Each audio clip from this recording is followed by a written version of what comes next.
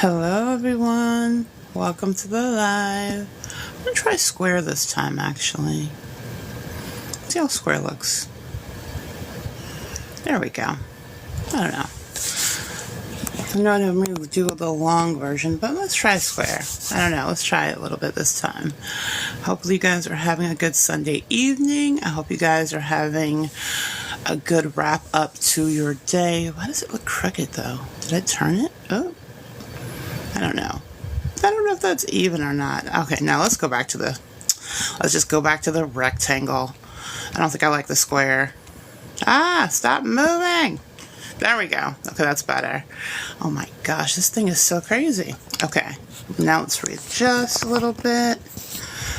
Hopefully you guys are doing well. Give me 1 minute while I figure out the technical issues of this thing so I can figure out how to do it. There we go. Okay, that's better. Alright, hello everyone. Welcome to the live. Forgive me for being absent for a little bit because I haven't been feeling that great. I was a little sick last night and this morning, so I was like, oh gosh. So I stayed in bed hoping I would feel better. My stomach wasn't feeling the greatest, so I'm kind of still sipping on my ginger ale here to keep from feeling too bad. So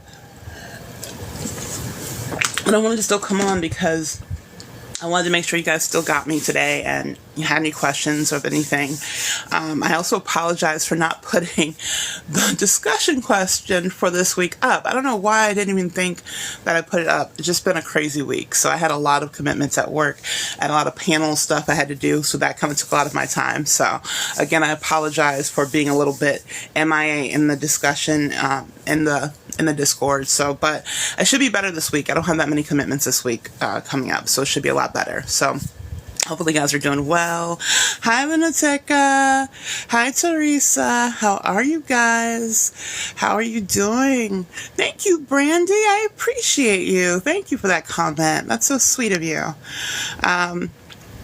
So yeah, so I'm here. I'm trying to show up for you guys because I want to make sure you guys have me as a resource. So I wanted to make sure I was here for you guys. So in case you had any questions and things like that, I won't be on here too long just because, like I said, my stomach is still feeling a little not the best. But I still wanted to come on and give you guys resources to help you, not just for this week, but as we're going into I can't believe we're going to week 4. It's so crazy. It's gone by so quickly. So yeah, so questions about finishing up your setting. I put the discussion post in there. I extended the deadline until tomorrow because I was like, yeah, that needs to be up there for you guys to actually post your information in there. And I'll be grading your other discussion posts sometime between now and tomorrow. I'll probably closer to tomorrow just because I have so much to grade for my day job too. So it's so weird because when I created this course, I wasn't thinking like, oh yeah, like I have to juggle so much like on my regular day-to-day job and also the Discord and stuff. So it's not that it's bad. It's not like it's like becoming horrible or anything, but I have to remind myself to do certain things for the Discord so you guys still get the resources you need. So I should have thought that through a little bit better so I could plan it in my schedule, because usually I'll put things in my phone. If I remember my phone, then I'm like, oh yeah, that's right, I'll do it. So I need to start putting it in my phone so I can remember. So that's the goal tonight, to put stuff in my phone for the next few weeks so I remember to put it up for you guys. I was like, how did I forget a freaking discussion board? That's so crazy. So again, I apologize. Thank you guys for the gifts. I appreciate it. So how was your week gone? Did you guys have a good Valentine's Day? Did you celebrate it by yourself, with someone else? It's so funny because people forget that during all the crazy Valentine stuff in real life, that is a big day for romance writing. Like a lot of people come up with romance writing stuff for February and push the February romance kind of thing, which makes sense because, you know, romance, it's romance. So I think it's really interesting when the book sales can really increase.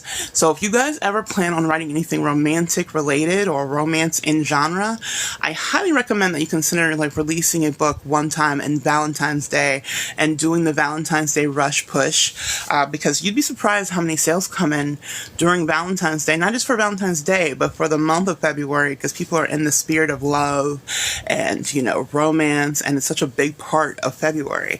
So if you guys ever want to write romance and go into that genre, I definitely recommend you try to release a book for the month of February. And usually you want to release it a little bit before February, the end of January, because people start getting stuff for February a little bit earlier. So I definitely recommend you guys think about that for sure.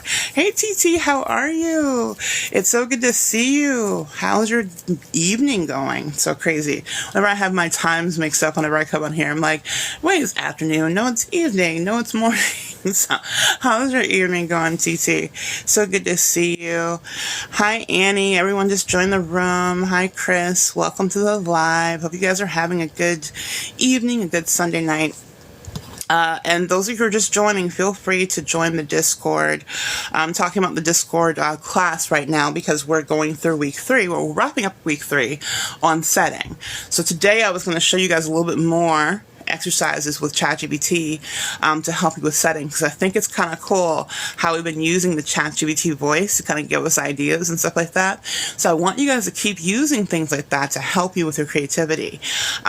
I actually had someone write to me that talked about the fact that they wait and write when they're inspired, which I said, I told her, nothing is wrong with writing and waiting until you're inspired, because a lot of times that's the best content you'll write. But if you only wait to write when you're inspired, here's the problem. You may never write at all. What if you have so many things happening and you never get inspiration or hear from your characters and you're like, I'm not getting inspired today, right? So inspiration, I think it's great when we're inspired. It's amazing when we have that moment and you just see the scene vividly and you're like, oh my gosh, I'm going on a roll, right? And that's when you're writing so much and you're like, it's just coming out of you like water and you're like, why can't it be like this all the time, right? But consider this. Even those great artists and great writers and great creatives that we all look at and say, oh my gosh, they're amazing, they're awesome. If they waited for inspiration to strike them, they would never be famous, right? Think about that for a minute, because you have to really take this into account when you're putting this into an actual career profession, because just like we do an actual job, think about it. You go in and clock in for 8 hours. Well, actually 7 hours, we consider a half an hour break, but you're there to work that entire 8 hours, right? Now, I'm not telling you guys to work 8 hours. I really don't want you to see your writing as a job, because then it may become uninspiring and unimaginative, and you may feel like, okay, I don't want to do this anymore. I hate it, right? I'm not saying treat your writing like a full-time job, right? Instead, think of when you're writing as a commitment like you would for a job. So when you go to the job, you're there to do your work, right? Now, sometimes you have lazy days when you can play on your phone, stuff like that. But when you're working, you're working. You're 100% in that job, in that moment, putting your time in, right? If you wait until inspiration happens, here's the problem. What happens when you're like, oh, okay, well, it's been 2 or 3 months, I still haven't been inspired, and you haven't written a single word, right? Because you're waiting for inspiration to come to you automatically. And a lot of times we need to feed our inspiration so we can get it to come out with things and to give input so we can get output. So this is why I tell you guys all the time, don't be ashamed to watch Netflix and go to movies and read books and read graphic novels and read magazines. You're putting content in to help your imagination come out. So don't just sit around, just wait for inspiration to hit and be like, oh, I'm not inspired to write today. I'm not inspired to write today. Well, get yourself inspired with other inspiration, right? This is why I tell you to immerse yourself into the genres that you love, because the more you immerse yourselves in those genres, the more you'll be able to find the inspiration when it comes and feel like you have inspiration. How many of you have gone to a movie theater and as soon as you left the movie, it was a really good movie and you're like, oh my gosh, that was so good. You get so inspired to do something creative yourself. You're like, I want to either write or draw or do some artwork or do something creative because you were so inspired by the movie that you're just like, I just want to do something creative right now. And usually you don't do anything right then because you have to drive home, or you go home and you have to eat dinner, or whatever it is you have to do with your regular day-to-day life after you leave the movie theater, right? So it's not like you can just stop there and write right after you come out of the movie theater and just write your content. But here's the thing. that same inspiration you get when you come to the movie theater is the same inspiration I want you to capture when you're in watching other things, you're reading other things. When you get those moments, take it and hold on to it, because that's going to be when you're going to be able to find the best ideas come from you and be inspired by other people. So I highly recommend that you don't wait for inspiration to hit you, because if you wait for inspiration to come to you, you will never get your writing done, ever. It'll never happen, because you're waiting for inspiration to just happen out of thin air. Don't wait for inspiration to come to you. Instead, go and grab the inspiration. Go to the inspiration. Go to the things that are inspiring you so you guys can find it and be inspired to create your content and create your writing and create your stories. So I'm doing good, TT. Thank you. I'm feeling a little queasy. Not as bad as it was last night, but I'm feeling like I'm trying to make sure I don't move too much. Because last night, I'll tell you guys already. So last night I ate a salad, and I'm not sure if the salad was bad or I just had a moment, but I had extreme vertigo. It was like the room was spinning so hard. I had never had the room spin like that before. And I was like, what is happening? And the more I laid down, the worse it got. And I was like, okay, this is not good. And so then I was just I couldn't get comfortable. And all of a sudden I was like, okay, I couldn't hold it anymore. I got sick. I was like, okay, I gotta not go live while I'm sick. Because last thing I want to do is upchuck on here while you guys are watching me. That would not be great. I would not want you guys to see me like that. Now that's a story. Talk about inspiration. Be like, oh my gosh, my writing instructor literally got sick on live, and we were like, what do we do? Do we call 911?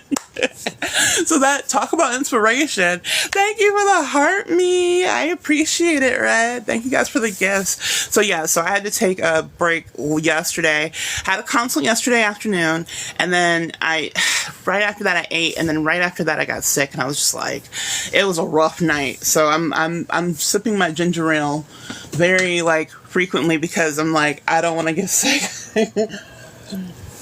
So it's so crazy. I was just it's so weird, because when you're nauseous, you're at the point when you're nauseous, but you're okay, nothing's gonna happen, because I don't feel like I'm that point of nausea. I'm just a little nauseous, a little queasy, and then goes from a little bit to extreme 1000. And you're oh my gosh. So that's kind of what happened to me. I was just that came out of nowhere. I thought I was controlling it, keeping it at bay, and then it was nope, not happening. So so I wish I knew what it was. I think it was the salad I ate. I think it was something up with the chicken, because I was okay until I ate that salad, and after the salad it was just it went downhill from there. So I was just oh cool, mint oil behind your ears for vertigo, it helps a lot. Oh cool, thanks for that, Lunatic. I'll have to get some.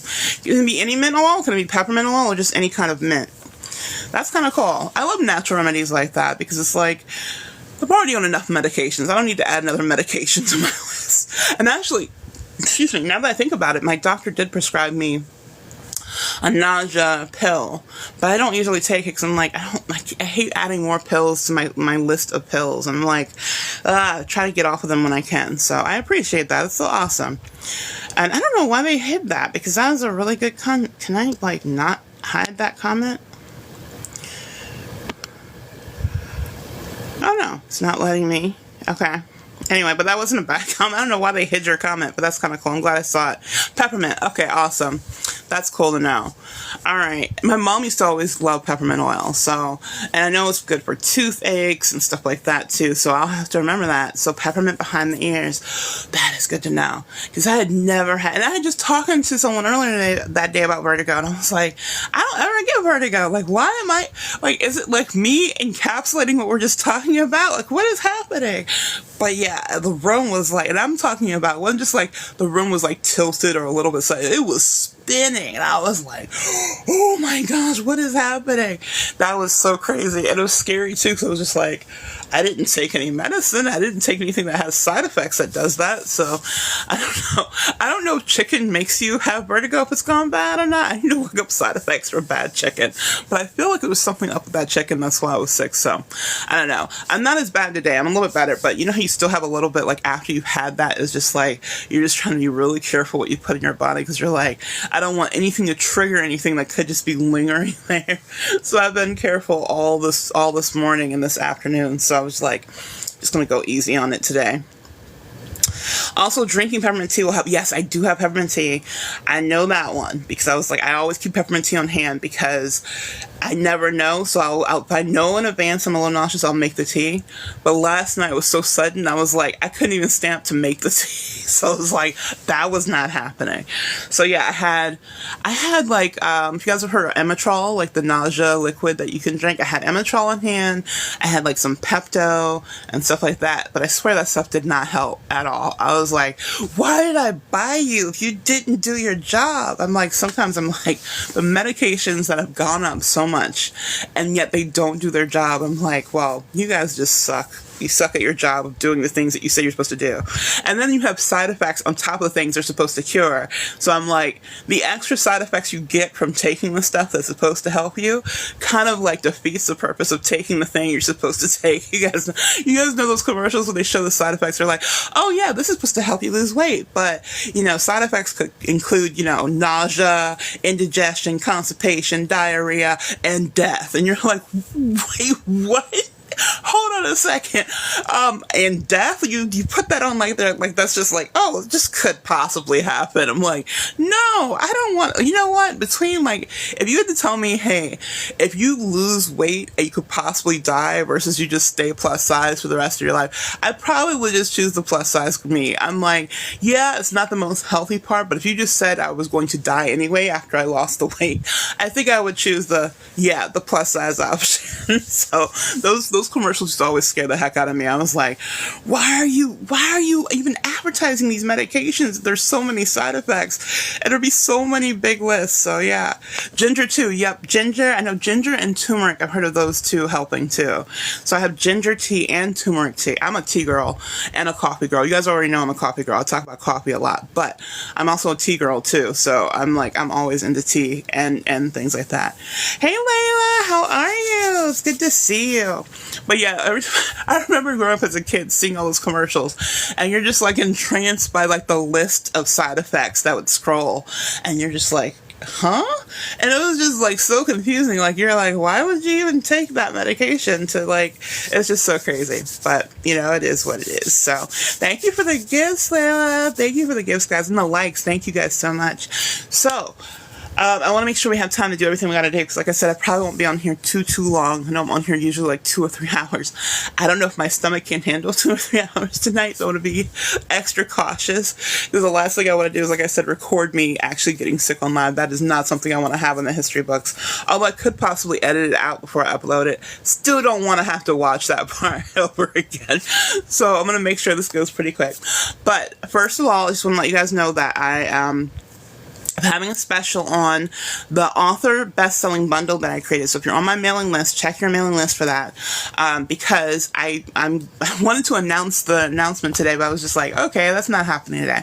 But anyone who buys that bundle on March 2nd, Sunday, March 2nd, we're actually going to do a Zoom together. And I'm going to show you guys, how to use every product in there so you can know how to utilize it for your business and for your author business and for your writing.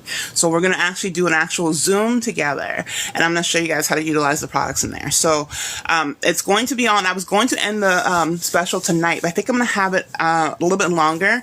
I didn't post it in the Discord either, so I should post it in the Discord. So those of you who didn't get the email, you can check it. But it's on sale for $37. You get the 3-hour masterclass of me showing you how to find good books on Amazon to kind of imitate and kind of like, not imitate, but kind of like see them as like a competitor analysis for what you're going to write. I show you guys how to do that, how to look for titles, subtitles, book covers, descriptions, and I actually show you how to do that on the whole 3-hour masterclass. And you get to keep that forever, which is awesome. I do it a little bit here on TikTok, but we don't really normally have a lot of time for me to show you everything that you can do. So the great thing about that bundle is you get that 3-hour class and you can always rewatch it, so you don't have to learn everything right at that one time. Also, when you see the Zoom, you have to kind of write notes down so you can keep up with everything we're doing, unless you watch the replay, of course, on YouTube. but on there at least you'll have it. Also, you get the social media planner, the actual reading planner, which I think is really helpful because a lot of times we think of reading planners as like, oh, I'm reading these books this year and things like that. But what I want you guys to do with the reading planner this time is choose books that align with the books that you want to write and read, and it inspires you for your writing craft. So you're going to do something different with this reading planner that you normally would with other reading planners. You're using this as your author reading planner because now you're keeping track of craft books, of books that are in your genre, books that are connected to people that you want to kind of emulate or kind of recognize as inspiration for the genre that you want to write in, right? So that's what that reading planner is there for, to help you do that. And then a lot of times we use the AI prompts on here. So I give you guys the AI prompting guide to help you with your author branding, your pen name, your social media, even with your ARC team and reading lists and your newsletters. So all of that is in there in that bundle. So it's really cool. And I think it's really going to be helpful for you guys when it comes to planning your author career for this year. So that's why I'm making sure that you guys have that special for it. So it's on there. And let's see, do I have my, here we go. Yeah. I was like, do I have my computer with me so I could actually show you guys what you're getting? So I wanted you guys to be able to see what it looks like. I told myself I was going to move that much, and all of a sudden I'm like moving so much, and I'm like, my body's like, you just, you just had an issue. Why are you moving so much? All right, here we go. And like I said, those of you who just joined, I just posted the discussion post in the Discord, so I apologize for it being late. I completely forgot I didn't put that in this week, so that is totally on me. I apologize for not getting it to you guys. Let's see. What was it? That was it. I was in the wrong thing. There we go. Okay.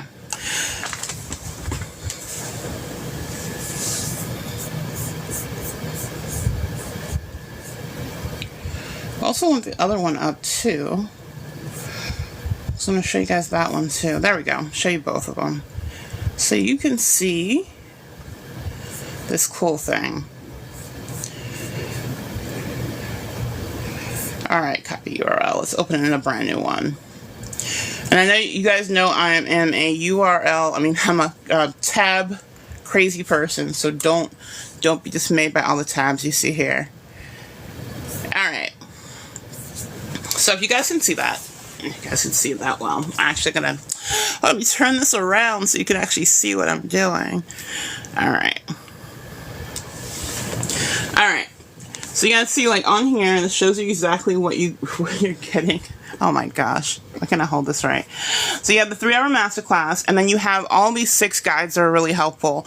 One of them is like I said, the social media planner, the reading planner, the AI guide, which is really helpful, and then a workbook that goes along with the 3-hour masterclass. You can follow along and actually enter it on there as well.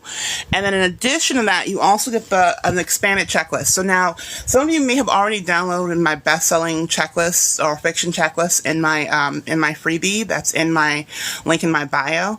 You can definitely still download that one, but I updated it because I told you guys the things that I want you guys to start looking for, and I talk about it on live, how, the first sentence, the first paragraph, the first page, the first chapter. And I also told you guys of those 6 things that I want you guys to pay a line with and think about, which is the title, the subtitle, the series title, the description, the keywords, and the categories. So I actually made a checklist for you guys in there in the updated version of it, so you can have that as a checklist to go over when you're looking at your books. So when you go into the competitors market for Amazon, use that checklist to actually check off those things to make sure you're aligned with what you're looking for that matches the books that you want to publish, because that way you can see, hey, how do they start their first line? If they start their first line with dialogue and something extreme, or an extreme emotion or extreme action, if you're doing nonfiction, they may start with something like crazy that someone doesn't know about.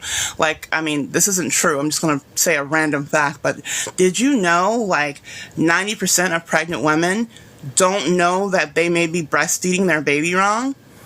I don't know about you, but I'd be like, I'm a mom. I'd be like, wait, what? What? You're like, I'm not breastfeeding my baby correctly? Think about that. So even if you're doing nonfiction, look at how those nonfiction authors are setting up the information. It may be something extreme that they happened. Like maybe they said something else. Maybe they said like, when I was 30 years old, it was the first time I lost a child. Now you're hooked because you're like, oh my gosh, you were 30 when you lost a child. Like that seems really extreme. Like what happened? You have questions, right? And this is why I tell you guys, even if you're writing nonfiction, you're still storytelling. You're still creating characterization, even if it's your characterization in your real life, to connect to your audience and to your readers. So it doesn't matter which genre you're writing in, you're still creating a world and character building for your reader to connect to, even if your whole goal in nonfiction is to give them steps to complete something or to get through a trauma or a trial. You still are using that characterization so they can relate to you and connect to you as an author and as a person, so they can see you as a reliable source of that information. So that's really intense, right? So yeah, it's right. It's really thorough. So yeah, so it's meant to help you guys go through that so you can do a checklist on your own and see how intense or how, strong that book is, so you can use it as a guide to know which of your competitors are the best ones to align yourself with when you write your book. So I think that's why the bundle is really helpful, because it'll help you guys with that, so you can see what competitors are the best ones to align your future books and your future stories with. And this is why I also said, like, remember I said earlier, that you don't want to wait for inspiration to hit you. Read these books so you can get inspiration that way, because the more you read, the more you take in, the more you watch, the more shows you watch, the more movies you watch, the more documentaries you watch. It is feeding you information and more material so you can build up your own imagination and your own creativity for your own storytelling experience. So again, it's not you imitating them, it's not you copying them, it's not you taking their information and using it as yours. You're using it as a guide to help your own brain kind of accumulate information, so now it can then take that information and make it your own creative perspective and your own creative take on whatever that story or content may be. So that's what's really important about, aligning yourself with your competitors. And like I always say, even they are not really your competitors, because they're people you may work with in the future. They may be people that you may, do collaborations with in the future or share newsletters with. So although I call them competitors, don't really see them as competitors like breakneck, like cutthroat competitors. See them more as people that align with your mission or your goals as a writer, and then people that you may want to work with in the future. And that's another reason why I tell you guys, even if you find out, because there are sometimes you'll find that some of the authors that you're like, oh, I love this author's amazing. And sometimes you'll meet them in person and you're like, oh, wow, you are not exactly who I thought you were as an author. And that'll happen. I'm not telling you guys that all authors are like that, but you will find some that you'll be like, all right, you're different than what I thought, or maybe you're not the kind of person I thought you were, or they may not have lived up to your expectations. And there's not really a bad thing about that. You just realize that you don't really know the person that you thought was behind the book, because you read this book and you imagine who this author could be and this amazing person. And sometimes we put people on pedestals and stuff like that, and we forget they're human, right? They have bad days and good days and things like that. But I will tell you, I've met some people that are authors, not just authors, even celebrities that I've met, and I was just like, wow, I did not see that coming, right? So this goes to show you that even when you find authors in the industry that you're like, oh, I don't really align well with you, don't burn bridges with them just because you're like, oh, I don't like you, or you're a horrible person. And they may be a horrible person, who knows? You will run into some that are actually horrible people. Not saying they are, but they may not know how to actually socialize or interact with people. They may not be the best in that communication aspect that I tell you guys about. But don't burn those bridges, because you don't know how you're going to interact with them later on. You don't know how you're going to collaborate with them later on. So even if you don't like them or align with them, move on. Don't even deal with them. You can just move past them and find someone else that you can collaborate with, and find people that align with your goals and align with your personality, that you don't mind working with, you don't mind spending time with, and you don't mind doing collaborations with. That's really the most important part about author collaborations, that you won't find a lot of people that you're always going to be in sync with. Some of them you may clash with, some of them you may have different opinions with, but you can still find a medium, a happy medium of the people that you do align yourself with. And that's why joining those author groups can be really helpful, especially on Facebook and other different places like that can be helpful, so you can find social aspects to network with their authors. So I mentioned the reading planner, the social media planner, the workbook, the checklist, the AI guide, and then the author planner. So the author planner is actually, a lot of you guys also tell me that you have issues with scheduling your writing, planning your writing for the week or the month or, the whole year and kind of span it. Keep in mind, a lot of the authors that you see that are publishing frequently plan their time out for like literally the next 2 years. They know what they're publishing next year, the end of next year. They plan it out like really well. I'm not telling you guys that you have to do that, and that's not really important right now, especially if you're a new author. But consider what you want to do for this year, because we're still in the beginning of the year. Yes, we're like in the middle of February now, but a little bit past the middle now since we had Valentine's Day. But you have a lot more time to think about how you want to align your writing goals. Maybe you don't want to publish on Amazon. Maybe you just want to publish in journals and newsletters and start getting your name out there and building your SEO and your branding, right? That's a goal too. Don't feel like you must publish on Amazon this year and you must start making money this year or you're going to go crazy. That's not necessarily a goal that everyone has, right? So your goal may be different from the next author's goal and the next writer's goal. You just want to make sure you're putting goals for yourself that are achievable. Another thing I recommend is, and I made this recommendation to someone else I was talking to yesterday, and I think this is really important, and I wanted to kind of hit the head with you guys too on this. Even if you plan a schedule for your writing, and there's nothing wrong with that at all, you can definitely schedule your writing so you have time to write. Sometimes you'll get to that scheduled point of writing and you'll get to it and you're like, oh my gosh, I can't think of writing. I don't know what I'm doing. Like, I'm stressed out from all the stuff I had to the day and I can't think about writing. But think of it this way. Let's say you plan for an hour of writing time each day, right? Keep in mind, just like I tell you guys, you don't have to read in chronological order. You don't have to write in chronological time span for that whole hour. You can break that up into 15-minute spurts throughout the day. 15 minutes when you first wake up, 15 minutes in the afternoon when you're on your break at work, and maybe the other 30 minutes when you get home at night when you come home. So don't feel like if you write for an hour, you have to stay, sitting for that whole 1 hour and you have to write something for that whole hour. That's a lot of pressure to have. So instead, think about writing spurts to meet your writing goals when you set them. They don't have to be all at once. It can be throughout the day. They can be at random times when you're waiting in line for your kids, you're, standing in the store for the market and you're using your phone. You can write almost anywhere now that we have, phones and, internet and transportation, like on our mobile devices almost anywhere, right? So you have the ability to write anywhere. It doesn't always have to be at your computer, at your desk, using pen and paper, even if that's the best way that you write. If you're trying to meet writing goals or either word count goals per day, think about splitting it up throughout the day so you have time to do them and not feel like you're forced to do it in a certain amount of time. So just keep that in mind for sure. How much time in between books is good when publishing? That's a good question, Lunateca. Okay, so here's the thing. There is no correct answer for that, because let's say you do like what I always recommend that you guys do. Write short stories and short novellas first to kind of get your brand out there, right? Like I told you guys, when I was doing erotica, I was trying to do one erotica a week. That was a no-go. There was no way I was doing it. But if you're writing something that short, it's usually anywhere between 2,500 words to 5,000 words for erotica, right? But short stories can still be that short as well if you're in the short stories and short reads category on Amazon. So let's say you want to do a 5,000 word story and you want to do like maybe 10 of them, right? It's not unrealistic for you to do one short story every couple of weeks or even once a month, right? Because they're short. Now, if you're writing longer, like 50,000 word novels and things like that, you should not be pushing it out once a week. There's no way to sustain that long term. That's burnout to the 10th degree, right? So if you're doing something longer, it's not unrealistic to say maybe 1 to 2 per year, right? Because then you're doing longer works and it's taking you more time to do it and to release it.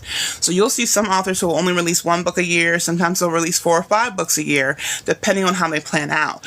And some of them, if they're doing a series, they'll plan the series out and write the series out longer before they even release the first book.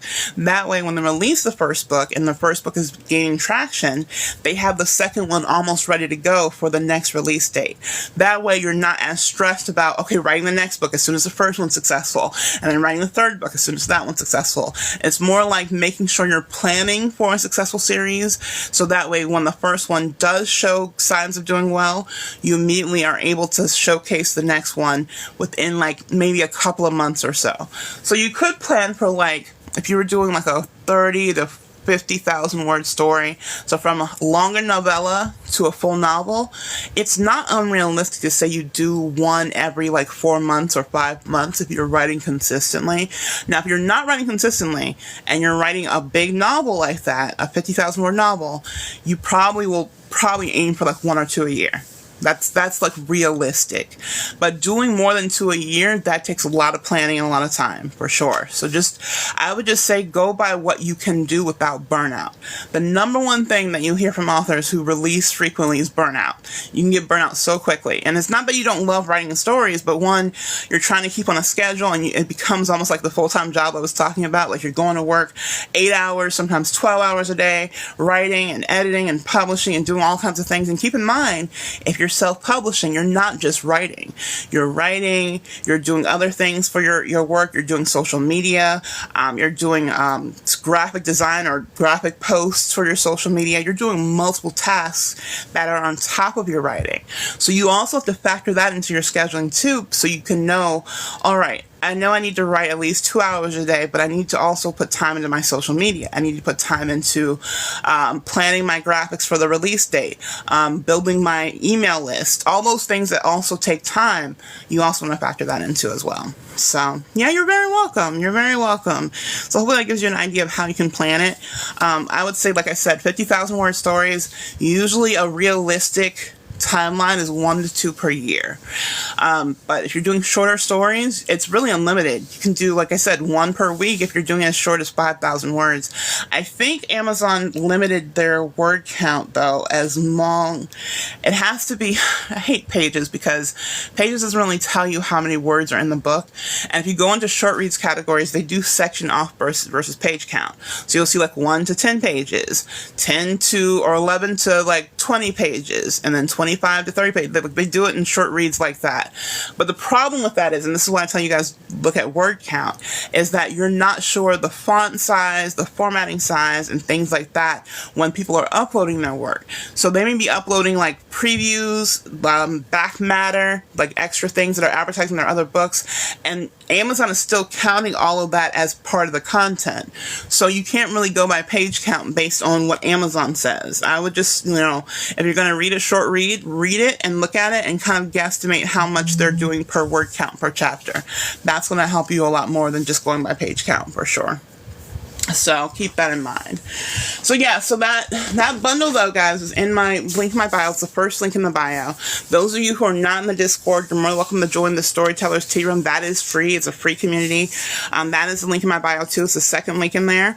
But right now the bundle is on sale for $37. So like I said though, if you get the bundle on March 2nd, we're going to actually do a Zoom together, and I'm going to show you guys how to utilize it properly to help you effectively utilize each of those things. Because the last thing I want you guys to do and just buy another product and you're like, oh, this is another product that's just sitting on my computer, never to be used, never to be touched. I want you guys to actually utilize the things that you get from me to help you become better and stronger writers. That's the whole goal of everything that I create for you. I want you to utilize and implement those tools so you can actually put them to use to help you on your writer journey. And if you do that, that'll help you put you closer to your goal of publishing and writing for this year and the years to come too. That's what I really hope for you guys to do and utilize for sure. So let me know if you guys have any questions about anything I talked about. And if you don't have any questions, no worries. We can just go over the few things I want to show you for setting. And then we'll wrap it up. To make sure that you guys have an idea of how we're going to utilize setting, because the last time we talked about ChatGPT, we were getting world building information. You guys remember we did that last Wednesday. So we asked her about landscape and topography and things like the religion and political structures and the things like that, right? Because you're building the world. You're building the setting of the structure. So now I want you guys to see a few things that's really cool that we didn't do visually that can help you with your kind of like imagination. Like I said, don't wait for inspiration. Utilize ChatGPT to help you with your inspiration and your imagination. Like if you need visuals, and like me, I'm a very visionary person. I need visuals to kind of understand concepts. So even when I learn things, I need to have visual concepts and guides and things like that to kind of help me understand them. So I've always been both a visual and auditory learner. So I need both to actually get the best out of my learning experience. I need to hear it and I need to see it. You may find that you need to be a kinetic learner. You need to actually physically have something in front of you and write on it and actually pen to paper or move with the actual learning experience. There's different ways of how we learn and how we take in concepts, and actually they've actually been shown studies as more than just visual, kinetic, and auditory learning now. It's gone beyond those three aspects of learning, and sometimes it's a combination of all of them, right? No one really learns the same way as the person next to them. So when you're trying to learn new concepts, learn new ways of trying to be creative, I highly recommend that you take into account the best ways you were able to learn. You may have hated school. I don't know about you, but I did not like grade school at all. I hated grade school. Grade school was horrible for me. Even as a homeschool person, I didn't like grade school. I didn't really appreciate education until I went to college. And I was like, oh, you can choose your classes. You can choose the things you want to study and the things you want to work on. I don't have to and of course you take gen eds, which are unavoidable no matter what. But after you got past the gen eds, you're like, I have choices. I can make actual choices for what I want to do. And I thought that was really cool, right? So even though you may not have been an actual book learner, you may not have loved school, you may not even liked your high school experience, you may have never even went to college. You do not have to have gone to college or taken a workshop to be a strong writer. I'll say that again. You do not have to have gone to college or even have a degree in writing to be a great writer. Keep in mind, the best writers are not just people who've gone to college and got degrees. Some of them do have degrees, some of them have MFAs and PhDs, and it's amazing, that's great. But I think a lot of times when people hear that and they're like really amazed when you hear someone has a degree, like I have my MFA. But that doesn't mean that makes me a better writer than you guys will ever be. That shouldn't even be a comparison.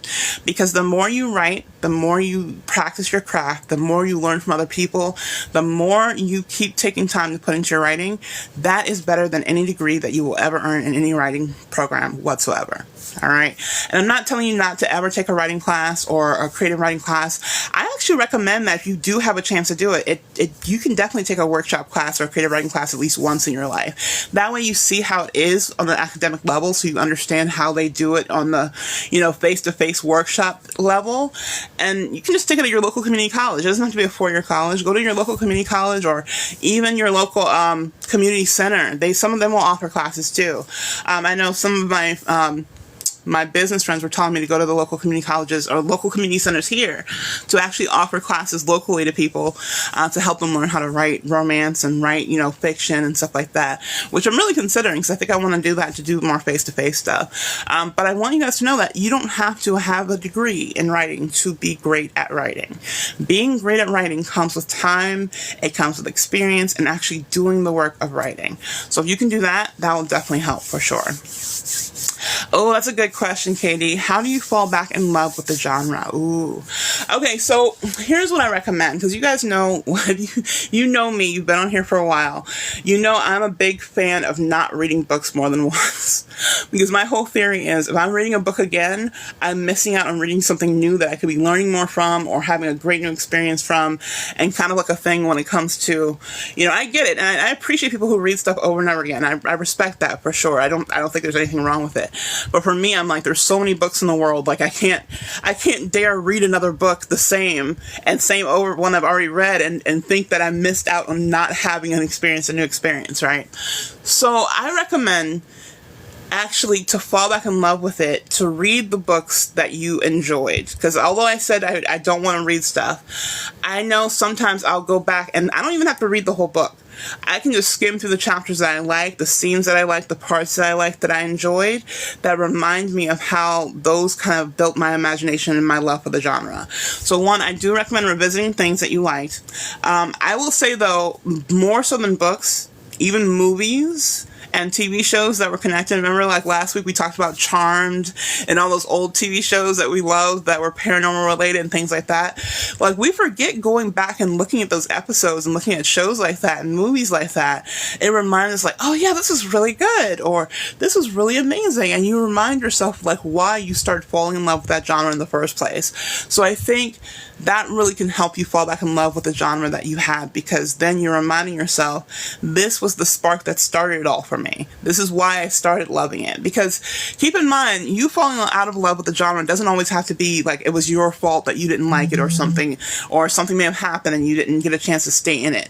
It may have been that the genre has shifted to things that you're just not excited about anymore, because the genre has changed, right? I'll tell you guys right now, paranormal romance has really shifted, and the way they're structured, content, a lot of paranormal romance that comes out now has like a lot of younger audiences, or younger characters. They're like 18, 19, 20 years old, and I'm like, as a person who's 40, I'm like, I don't mind them being younger than me, but I don't want to always read someone who's a teenager just discovering life and love for the first time. I gotta want to like read people who are like my age and my demographic sometimes, so I can feel like, okay, I'm seen, I'm represented, right?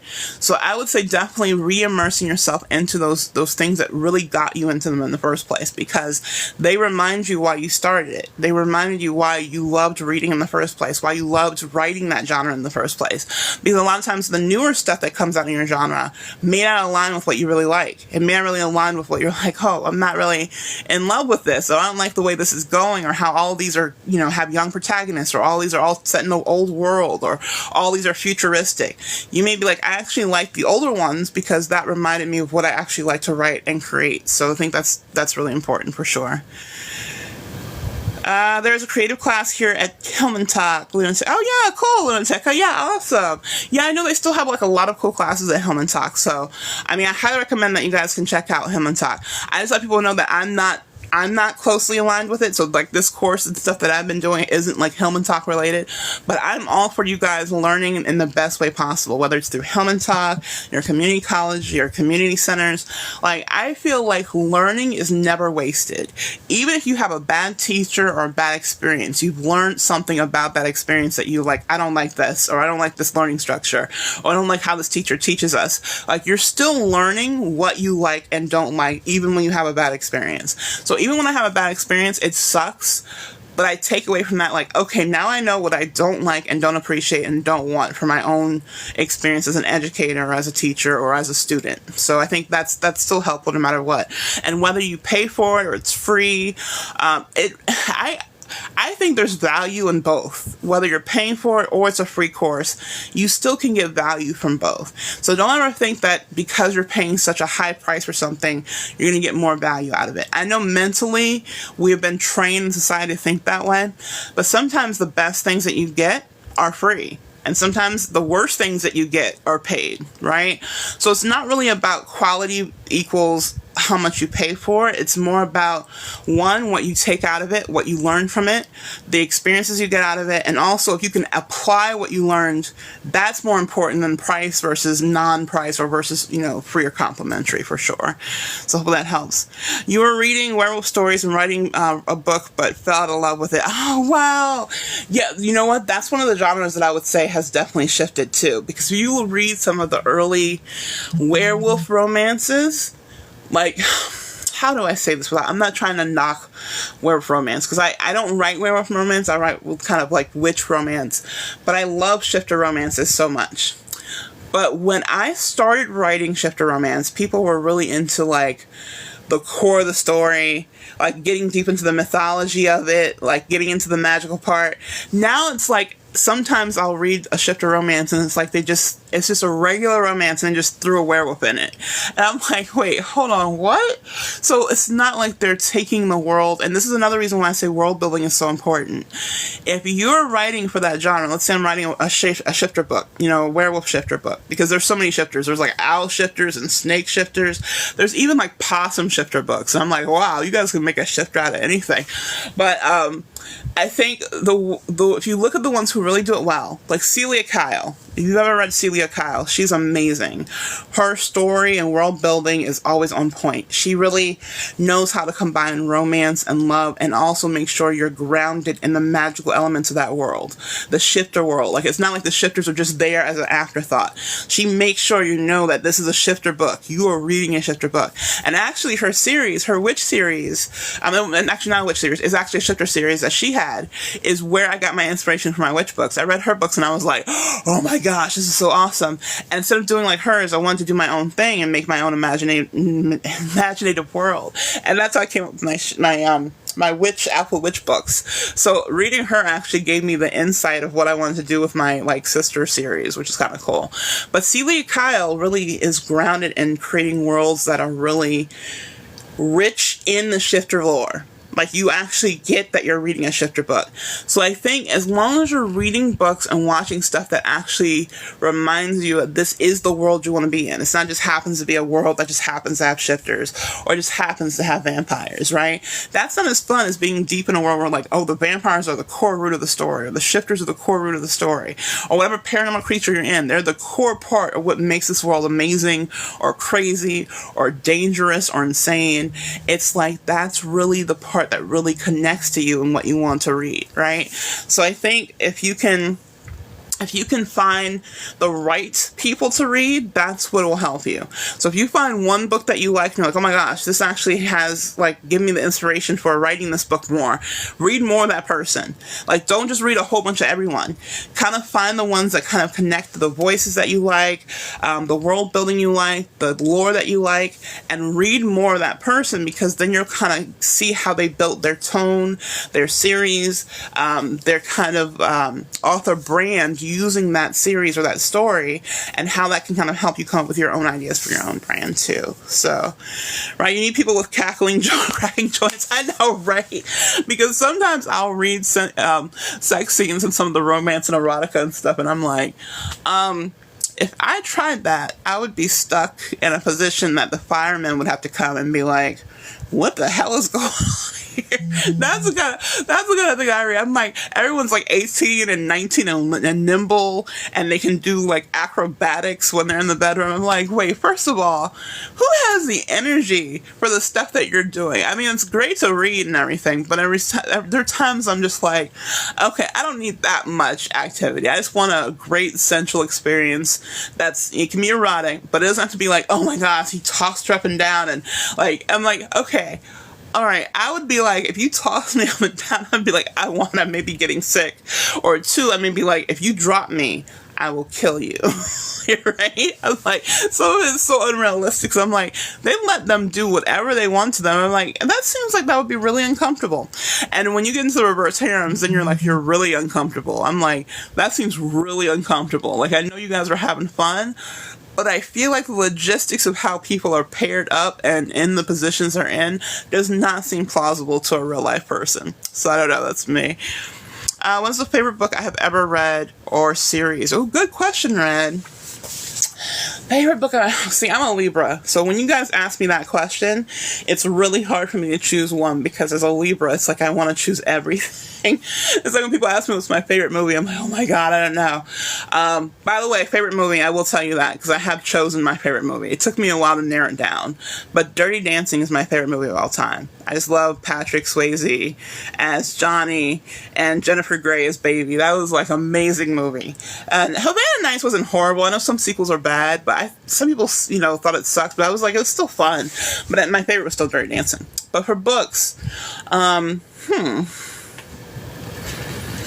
let's see, what books did I really enjoy? And I was like, it's amazing. Like, this is awesome.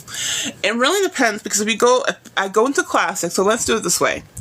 My favorite classic book of all time was Jane Eyre by Charlotte Bronte. That was the first classic book I read that I enjoyed, because most classic books I read, I was so dried and annoyed and bored, and I was like, why are we reading these classics that are horrible and suck? And they're so, like, for example, what is that book with Holden? What is his name? Is it Catcher in the Rye? I think it was Catcher in the Rye. And I read Catcher in the Rye, I was like, this is like everyone was talking about it, how like great and masterful it was, and I read it, I was like, this is like one of the most boring books I've read in my life. And I was like done with it. I was just like, what was the whole purpose of this book? And so I finished Catcher in the Rye. I was really annoyed. So I was like off put by classics for a while. But then you know how they have the books like the 100 classics you should read in your life, which I don't think I will ever read all 100 classics. So this is just, I feel like there's too many other good books that I need to read all classics. But anyway, Jane Eyre is my favorite classic book. And I will say my favorite So my favorite paranormal romance book is actually got me started on the paranormal romance feature, is Kate Douglas. Her Chonku series, which are basically wolf shifters, and they all have different partners. They're normally like menage series. Anywhere between, sometimes it's couples, sometimes it's menage. But I think that was like what got me into my erotica paranormal romance phase. But if you ever read her I think it's pronounced Shanku. It's spelled Chanku. But look up Shanku series by Kate Douglas. That series was both steamy and it had great storylines and great action, and I was just like, this is really good. And I loved the first book because the first book had a black female character, and I was like, oh, what? She's black? Oh my gosh, this is crazy. And this is why I love the fact that, because she's a white author and she still wrote different multicultural characters in that series, and she did it well. Like, I was never reading it and I was like, oh, you shouldn't be writing this character, or what's wrong with you writing this character? It was never questionable of how she wrote her characters, because she still wrote them all as real people. So I think that was my favorite paranormal romance series by Kate Douglas. She did that so well, and I think that's what really turned me onto the paranormal romance bandwagon. I will say Laurell K. Hamilton really did too with her Anita Blake and Mary Gentry series, but more so the early ones, because I kind of stopped reading Anita Blake because it got so long. I was getting kind of, I don't want to say bored, but it just felt like it was just too much. It was so many ones, and like, here's a new scene, and here's a new crime thing. And I think for me, I can't have like 20, 30, 40 books in one series. I would get bored as a writer and as a reader. But I did love her Mary Gentry series more than her Anita Blake series, and I was really sad that she stopped writing that. I hope she finishes it eventually, but she kind of like let that one pass off and went back to Anita Blake. But I was really into those books for sure. You hate when you pick up a book thinking it's an adult, but it turns out to be YA. I know, right? Like, this is the thing. So if you guys don't know, YA and new adult crosses over so much. So YA is normally like under 18. It's normally like 15, 16, 17, kind of 18-year-olds, but not yet. And then new adult is usually college age. So new adult is when they're like literally going to college, or they're going to the academy or whatever. So it's usually 18 all the way up to like 20, 25 is a good way of counting it, because that's usually the college years. But there are some now who are writing YA and they have kind of like steamy scenes in it, but it's not fully steamy because they don't want to, cross that line. All right, hold on. Let me do this puzzle thing really quickly. Okay, good. So they don't want to cross the line of being, very like erotic when it's young adult, but there's some covers and some things that you're like, wait, is that young adult? Is it new adult? Is it adult? Like, you don't know until you read it. That's why I like when people put warnings on books, because I'm like, oh, it has steamy, or I'll read the reviews and then, but this is really steamy, or this is really, really erotic. I'm like, okay, good. This is an adult book. I can read this. And I get really annoyed when it's a YA and I don't know it's YA. I don't mind reading YA. I think YA is great. I love YA, but I want to read YA when I want to read YA. I want my adult books when I want my adult books. So, I don't know. That's just me. Thank you for bringing her up as a vampire girl that is trying to write shifters you're fighting. Oh, yeah, absolutely. So, yeah, Kate Douglas was great. Laurell K. Hamilton, I think, were pretty great. I mean, they all have their haters and critics, but the way I see it, like I said, even if I read a bad book, at least I know what I don't like in my book anymore. So I don't even see it as bad. That's why I don't really leave reviews on people's books. Because especially if it's a bad book. If it's a bad book, I never want to leave a bad review because I may not be their target audience. So just because I had a bad experience doesn't mean someone else is going to not like it. So I'm not really a believer in, as an author, leaving a bad review for a fellow author, because as an author, I know how hard it is to write and publish and get your book out into the world. So I don't want to ever down someone's book when I'm not the core reader or demographic for their book. So for sure. It's the YA with very adult situations that bug me. I know!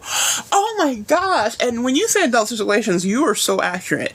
Like heavy drug use and like actual sex scenes that are more graphic than I think should be for a YA book. I'm like, wow, because like I told you guys when I was younger, I read everything. My mom didn't really put a limit on what I couldn't read, which God bless her, because I don't know if I'm gonna be that kind of parent. I don't know. I may actually tell my kid, no, you can't read this. Actually, this is too much for you. But I may do her route, because I think by her doing that, it made me feel like nothing was off limits, so I didn't feel like I had to sneak around and read things. So it wasn't like I was reading a bad book and I gotta hide my bad book from my parents kind of thing. It was more like she was like, read this and read whatever you want, but if you have questions, come to me. So like, don't go to school and ask people questions. Like, come to me for the questions, right? And here's the thing, not all parents are like that. So if kids are reading stuff that heavy and that intense, whether it's graphic and sexual nature or drug usage or even suicide and depression, because those are some heavy topics teens go through. Now, the suicide rate is so high now for young adults. Oh my gosh. And some of them are really graphic and really go into the details of how people died. I'm like, that's insane. So, I mean, I feel like if all kids had parents who could talk to you about stuff like that, so it could be like, hey, I have questions, or could you help clarify that? I feel like I wouldn't be as off-put by some of the graphic content in YA, because I'm like, they have someone they can ask or help explain things or help them get through the process of information. But not everyone's close to their parents like that. Not everyone feels like they can talk to their parents openly about stuff they're reading or going through, you know? So when they have that, it's like, I'm like, what happens when a kid reads something that graphic and intense, and especially if they don't have friends. Like, I didn't grow up with a lot of intimate, close, young adult friends, so it wasn't like I can go to my friends and be like, hey, did you read this? Like, what did you think about that? Let's talk about it. And plus, when you're young like that, you don't have a kind of brain to think analytically like that anyway, so I feel like you can't really talk that process through with anyone but an adult, but then adults may be uncomfortable, and I think this is what's also off-putting. When adults act weird when kids do come to you with sexual or explicit content questions, because if you act like it's something bad, they're going to think, oh, this is bad, I can't talk about this, or we can't relate to it. So then that makes it worse, because then they feel like everything they're being in contact with is like naughty or horrible. And I'm like, oh my gosh, that does something on the self-esteem and the view of how you see content and reading at a young age. I think if we as adults can tell our kids, you know what, even if you can't read everything, oh, my live has been restricted. Okay. All right. I guess I said some high content things from what I was talking about. I've never seen that one before. We've talked about everything on these lives, like from all the like romance and erotica, and now I get restricted because we're talking about YA themes. You see how TikTok does us? You see what I'm talking about? We're not even talking about the extreme erotica stuff and the Chuck Tingle stuff anymore. We're talking about stuff that's in YA. So, anyway, whatever. If it restricts it, it's fine. I'm not like trying to promote anything anyway, so it's like whatever. I'm just having a cool like conversation with you guys. So whatever they restrict, as long as they don't cut me off. Let's see, hold on, can I fight the restriction?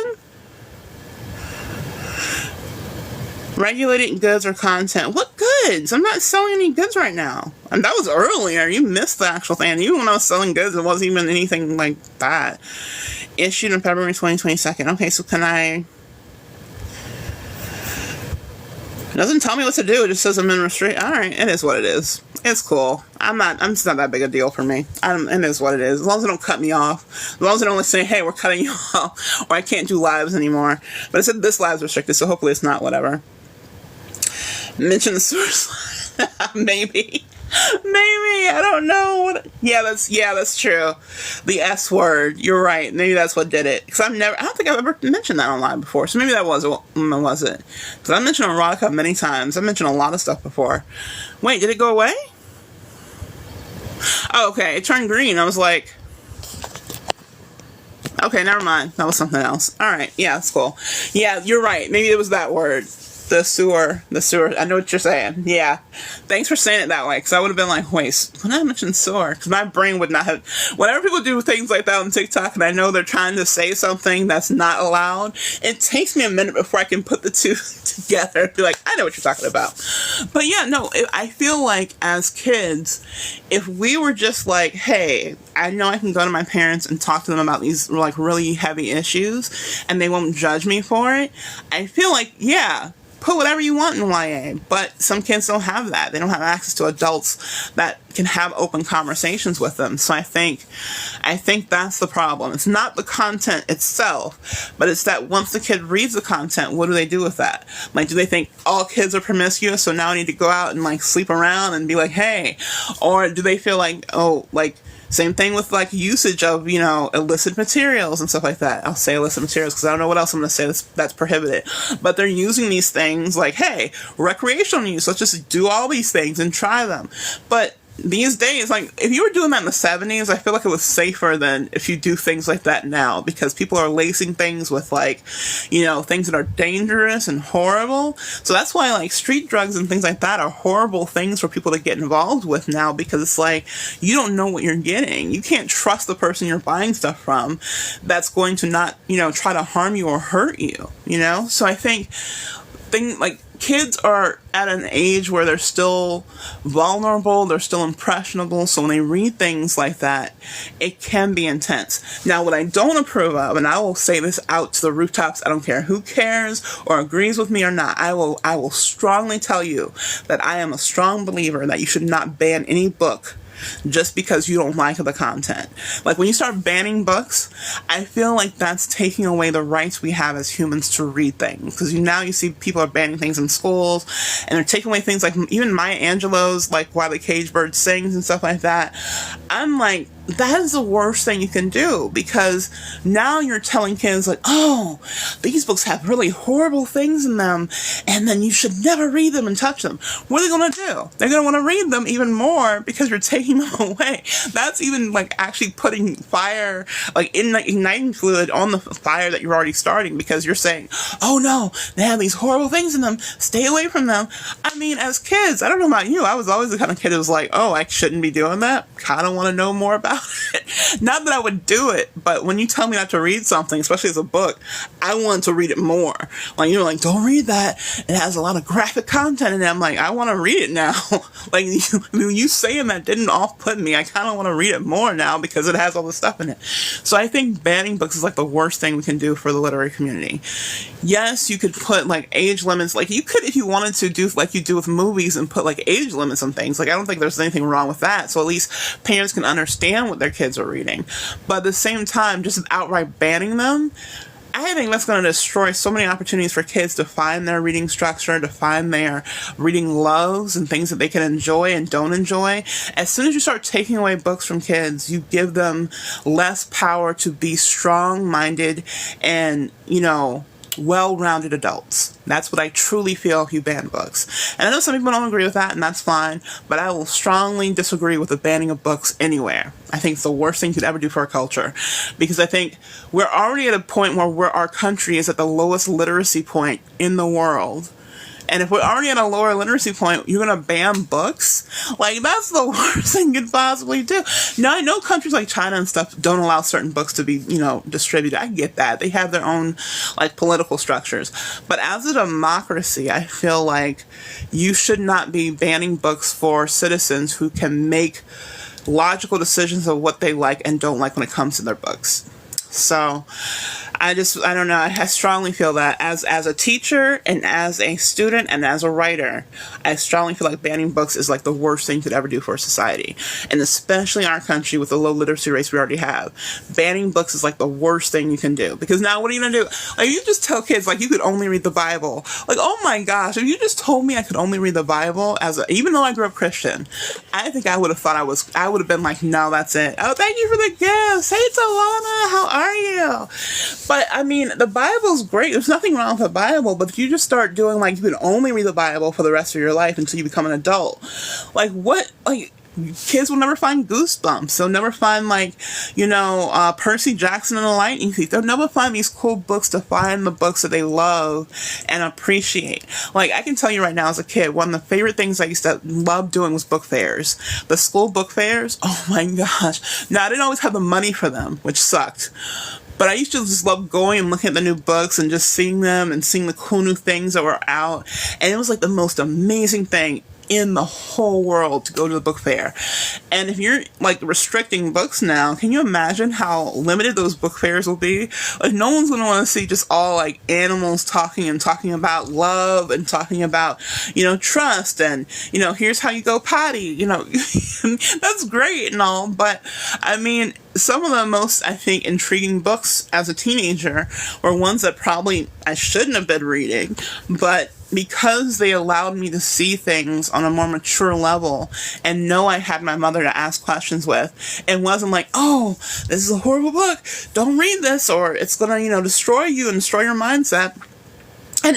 And like, you guys know that I've read so many different books as a kid. There was never a time when I was a kid or a teenager and reading like really explicit stuff that I was like, I'm gonna go try this. I'm gonna go do this right now. I'm gonna go let me see if I can do this. Like, that was never a thing. Now, there are probably some teenagers who probably shouldn't be reading certain books because they will do it. But I think because I had the openness factor, like I said, no one was telling me you can't do this, don't do that, that's horrible.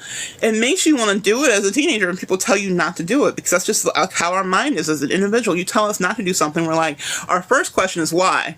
Why can't we? Well, why can't we do that? And then when you give us a reasoning for it and we're not happy with that reasoning, we're like, well, I'm going to do it and see what happens, right? It's kind of like a fight against human nature. So I feel like banning books just makes it worse for sure. So, yay, Gold Reach. I know, Talana reached a goal. Thank you for that, Talana. You're awesome. Hey, Mercedes, how are you? By the way, Talana, Mercedes, my live got restricted because we were talking about young adult topics of extreme measures. And this is the first time I think I've ever gotten restriction on TikTok. Yet we've talked about erotica, erotic romance, all the kinds of things. And this is the first time I got a restriction. And we think it's because it was for, how the best way to say it? For self-offing yourself? Is that the best way to say it? Or, was it self-unaliving yourself? I think that would be better, right? That's what people say now. We used to say unaliving. I was, what is unaliving? What does that mean? And I kind of want to look this up to see if it's a real word, too. I know it's the TikTok world word because you can't say certain things, but I'm like, what if the dictionary is like, hey, this is the actual real term. We now call it unaliving. And it's like, oh, okay. That's a thing. So, self-deletion. Oh, that's what they call it. They blocked that too. They stopped that from coming through. That's crazy. But okay, that makes sense too. I feel a new list of book ban will come up shortly since T can't read. I know, right?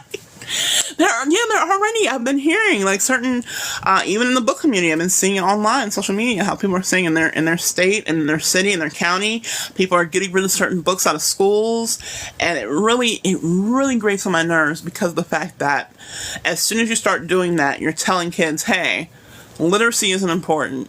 We're not going to let you read this because we don't think it's going to help your literacy, so we're going to give you this instead. You can read that. That's safe and sound. But I mean, here's the thing. If you start taking out books that have extreme issues completely. Now, like I said, there's some YA that I'm like, that is really intense. I don't know if that should be in there.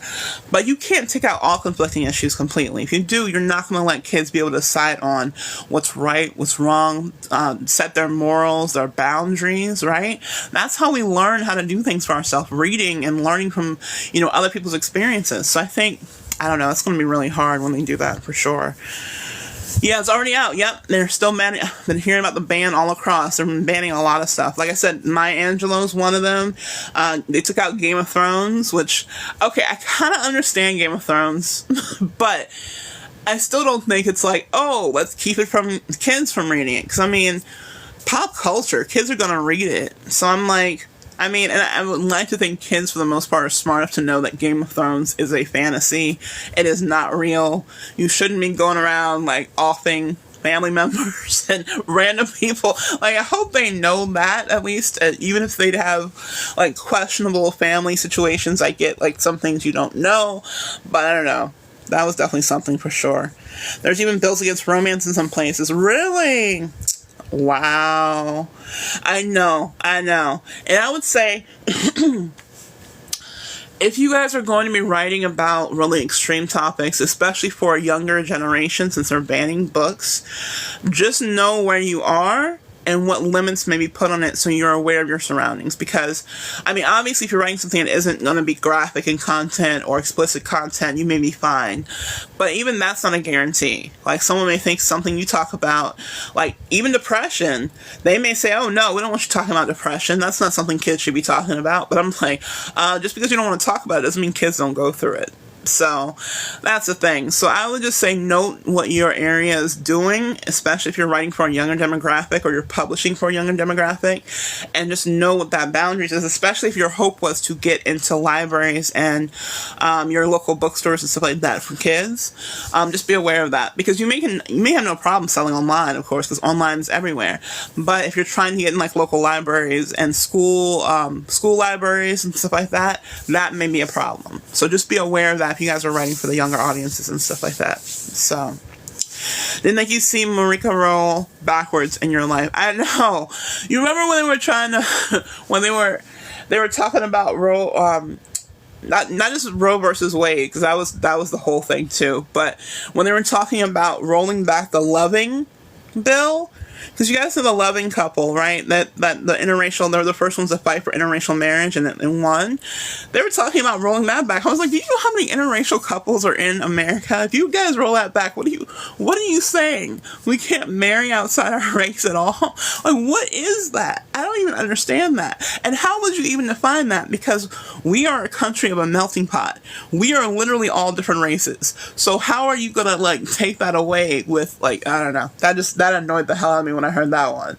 That one annoyed me more so even as an interracial romance author, because I was pissed off. I was like, so you're saying like all my books are going to be illegal because you don't want interracial marriage in America? I don't know. That was just crazy.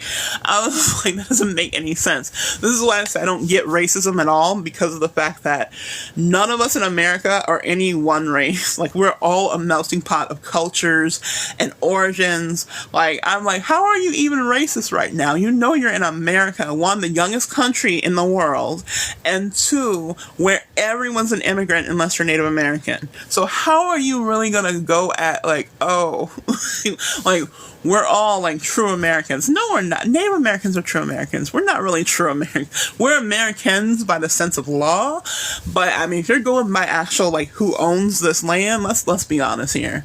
Let's be honest. The history books know what they're talking about and who took the land from who.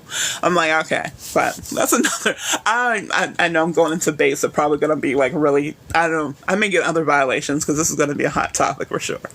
So. Milk and Honey was banned too? Oh my gosh, wow. Heck, half the lawmakers are interracial relationships. I know, right? Married to either Hispanic, Asian, different cultures. Yeah, yep, that is so true. That is so true. And I'm like, I feel so bad for these lawmakers' spouses, because you know they're just like, man, if I could survive this marriage or without this marriage and outside of this marriage on my own, I would be gone like that. I'm agreeing with you because I know if I fight with you, it's going to be problematic. I feel like there's a lot of spouses in that situation who are just like, oh my gosh, I'm marrying someone that's literally certifiably insane, and I can't do anything right now. So, I mean, some of them are probably drinking the Kool-Aid too, but I'm like, at the same time, you know, some of them are just like, if I could leave and survive and take the kids with me and we have money, you would be so out of here. So yeah, I feel so bad whenever I see, and you know, I don't know if you guys noticed this, but, and it's not just anyone, I'm not just going after Republicans. I don't want to feel like I'm just like hitting Republicans, but you guys notice when you see like political spouses, they never really look happy. Like, even when they're in like, you know, photos and everything, they look like they're forcing it. Like, they're just like, yeah. And you're like, you don't really look like you're happy. Like, you look like, you know, you're just doing it for the picture.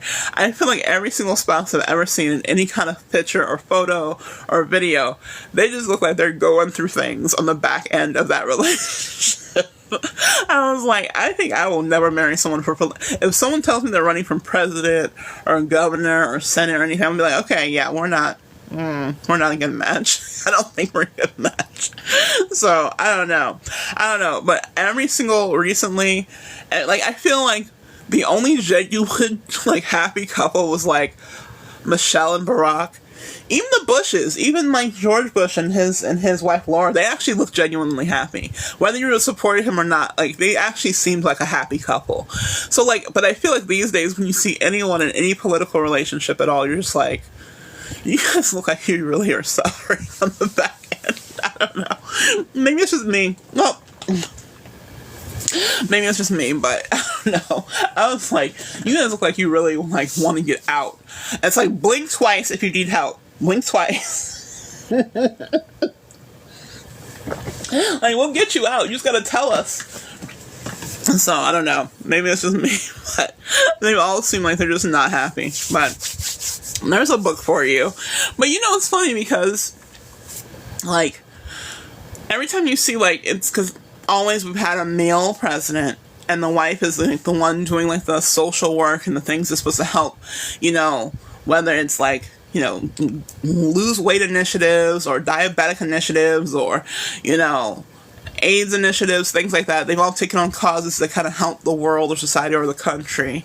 But it's interesting because I'm like, of all the things that they all take on, it's never really things that we really need help with right now. Like, it's like, okay, yeah, that's a big long-term thing, but I don't know, I wish like them like the ban. I'm like, hey, can we enforce literacy? Can we help with literacy? Because there are so many students that I see and they can read. I'm not saying they can't read, but they'll have issues with like concepts and understanding and interpreting information. So it's like they read it, but they don't understand it, right? And that's a literacy thing too. So it's not just about understanding the words, it's about understanding the whole picture of what they're reading. And as a teacher, I've seen so many students who come through and they're just like, they're going through the motions of just doing the work. They're not actually reading the work or reading the directions and understanding what's being asked of them so they can implement it. That's the problem. It's not really the words per se, because like I said, grammar isn't the biggest part. It's about, hey, even if you had a whole bunch of grammar mistakes, did you still do the thing you were supposed to do? If you did, then you did well. But if not, that's the problem. So she can't blink too hard. I know, right? I know. I feel like they have someone in the background looking to see if she's going to ask for SOS. Like, what is she doing? What is she blink? Why is she blinking like that? Is she signaling to anyone? Do you see anyone around? Like, I feel like that's so true. Like, she can't blink too hard. If she blinks too hard, then you're going to have some issues. Oh my gosh, that's so true. All right. Okay. So let's do the setting thing before I hop off here, because I wanted you guys to see something. There's something I wanted to try, and I was like, let's do this for the setting thing for today, because I told you guys I wanted to show you how to do images for your setting, right? So I wanted to pull up ChatGPT to do the images for the setting, and I think this will be really cool. So we'll wrap up with doing this part. I'll get logged back in. Hold on 1 second. Of course, I've been gone too long. I haven't been on ChatGPT. I know I'm busy when I haven't been in ChatGPT for a bit, because I'm always in this thing. So when it's like, oh, you've been gone too long, you gotta log back in, I'm like, yeah, I must have had a busy week. Let's see. Okay. Awesome. Okay, so let's go into our ChatGPT. Alright, so we're going to go into now asking for, I'm going to actually do an exercise really quick because I thought it was kind of cool. So remember we were talking about inspiration, so I think this aligns really well with inspiring, like giving you ideas to help you visualize your world better, right? So last time we talked to her, and I'll just repeat what she had because we talked about it here. Okay, so remember she said the typography. I'm going to read what she said because it kept the actual transcript. So she said, for typography that blends these diverse cultures, you can envision dense forests and jungles reflecting Taino and Native American connections to nature, providing lush, vibrant backdrop for ceremonies and spiritual practices, mountainous regions drawing from Norse landscapes, adding dramatic peaks and rugged terrain, which can be ideal for sacred sites, hidden temples, or warrior strongholds, coastal area fjords, incorporating Norse and Taino influences with dramatic coastlines, fjords and islands, that can serve as key locations for trade, travel, and naval battles, and plains and prairies, open landscapes that can be used for agricultural, spiritual gatherings, or large-scale events drawing from Native American traditions. So she gave us that information last time, right? So, hey, Distant Love, how are you? It's so good to see you. So I think it's kind of interesting. Oh, I saw what you said, Katie. They can just push kids through. Part of why you're not an elementary teacher. Oh, I know. And I think that's why I don't want to ever be a grade school teacher, too, because there's so much focus on testing, and as long as they can test well, they can get out, right? But they didn't learn anything conceptual that helps them. Because when you get to college, they don't realize, like, you can't just do what you did in high school and get by. I wish that was the case, but it's not the case at all. So I really wish they understood that. So it's so good to see you, Distant Love. Happy Sunday to you, too. All right, so I'm going to do an exercise I thought was kind of cool. I thought about this last time. I kind of love when I have these, like, weird, crazy ideas because they're things that I've never tried yet. So I do it with you guys on live for the first time. So it kind of makes it, like, be like a first time for both of us. So I think it's kind of cool. So I'm going to actually have her create a scenic structure, almost like writing a scenic paragraph that kind of gives us a visual of how this could be written.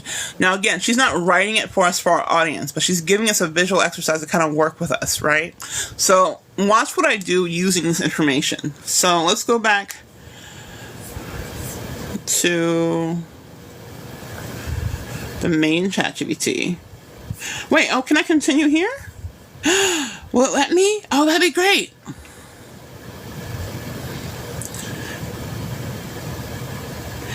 Okay, Amazonia, can you help me continue where we left off on the topography of the world I was creating?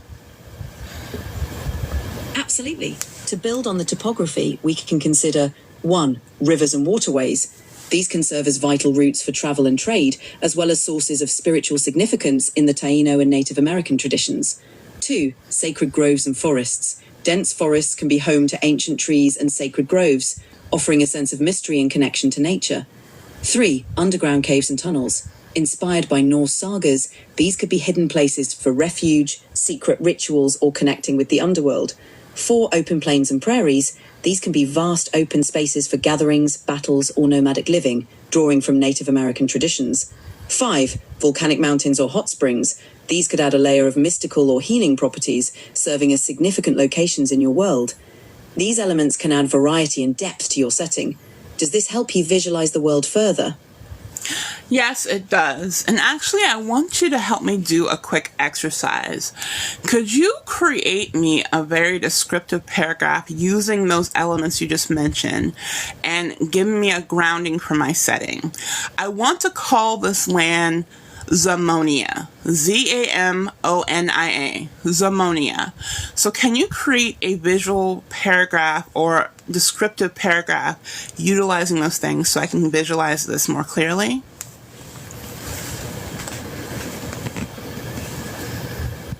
Nestled between towering volcanic mountains and lush dense forests, Zamonia unfolds like a tapestry of vibrant landscapes. The mighty rivers and waterways carved through the land, serving as lifelines that connect the ancient sacred groves hidden within the dense foliage.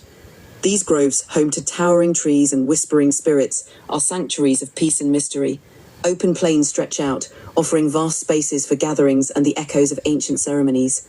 Beneath the earth, hidden caves and tunnels weave like a labyrinth, holding secrets and stories of old. Along the rugged coastlines and fjords, the sea whispers tales of adventure, inviting explorers and traders alike.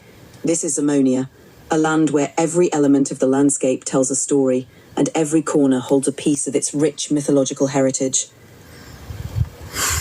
Okay. Wasn't that cool? So what I did was just ask her to just write me a descriptive paragraph using the topography she just mentioned so I could visualize it better. So, like, I'm having her do the work for me so I can kind of, like, have that. I'm not taking that. I'm not using it in my book. I'm not writing that. I'm not putting that anywhere. I just want to have a visual so I can kind of see this played out and how it could be written out and how it could be explained and described. Because the way she describes it, it's neat and it's visual, but it's not as visceral and descriptive as we could make it as writers. But she made it very concrete that we could have this imagery in our mind, right? It's kind of cool, right? That's awesome. I kind of love this. Could you continue the descriptive paragraph by now showing how these different cultures interact with each other as humans and merchants and customers and farmers and tradesmen? I want to kind of see what life is like for these people. In the heart of Zamonia, the intertwining cultures breathe life into its vibrant society. Along the bustling rivers, merchants from distant lands gather, exchanging goods like vibrant fabrics, handcrafted tools, and mystical artifacts, their voices mingling in a symphony of languages and dialects. In the open plains, farmers from various backgrounds work side by side, sharing techniques in harvests, fostering a sense of community and mutual respect. Sacred groves become meeting places for spiritual ceremonies, where shamans, seers, and priests from diverse cultures unite to honor their shared mythology. Amidst the coastal fjords, fishermen and traders navigate the waters, their lives interwoven by the rhythm of the tides and the bounty of the sea. Each day in Zamonia is a tapestry of collaboration, where the rich cultural heritage of its people is celebrated in every trade, festival, and daily life. Right. So now this is why I say you can't just use this for just like, hey, because like I mentioned before, I'm not going to ever say, please don't write your story with ChatGPT, because you guys can make adult decisions. But here's the thing, like I said before, you are meant to write your story, and you can't really write it if you're just using ChatGPT's voice and perspective, if it's not yours anymore, right? But what you can do is use it for inspirational points. So all these paragraphs that I'm having her do, I want vivid descriptions so I can get my imagination going and get my mind flowing of how this world works. Now, if I were just to take that paragraph she just had, that description, that is too general. Like, that's like giving people so much information. They're like, oh, this work, and the farmers go here, and the merchants do this, and this is happening. That's way too much information to give someone, because she's giving me a whole layout, the whole structure of, the economy and the topography, and that's too much. When you're revealing things in your descriptive paragraph, you want to give little bits, like, yes, detailed, but little bits of details. If I'm describing the merchants, it's because I'm in front of the merchants or my character. My character's seeing the merchants exchange goods and furs and textiles and whatever they're doing. She's not watching them and the farmers. She can't be here in front of the town and at the farm watching the farmers work too. So again, that description would be too varied to use in my writing, because I can only go where my character goes. I can only describe things as my character is seeing them, experiencing them, and going through the motions and how they're interacting with the information. So that's why that paragraph or that structure that she just gave me is not for my reader. It's for me, so I can build on that and think of this as a real place, a real world, and now I can use my imagination to describe it better to my reader so they can understand how my characters are interacting with that world. Does that make sense? Hopefully that helps you guys understand what I mean by how you're using your setting and using ChatGPT's setting to kind of help your mind go into detail so you can create details for your reader, right? That makes sense? Awesome. Okay, good. So I don't want you guys to be lost in like how I'm using this information, because I know it sounds like she's giving like a descriptive paragraph, but that paragraph would be too much for one reader to be like, oh wait, we're talking about the sea crew and the merchants and the tradesmen and tools people, and like that's just way too many people in one sentence or one structure, because your character is not all at that place at the same time. Your character can only be one place at one time. They're not omniscient unless they're God or something, or one of the gods. Then that may be different if you're writing a deity story.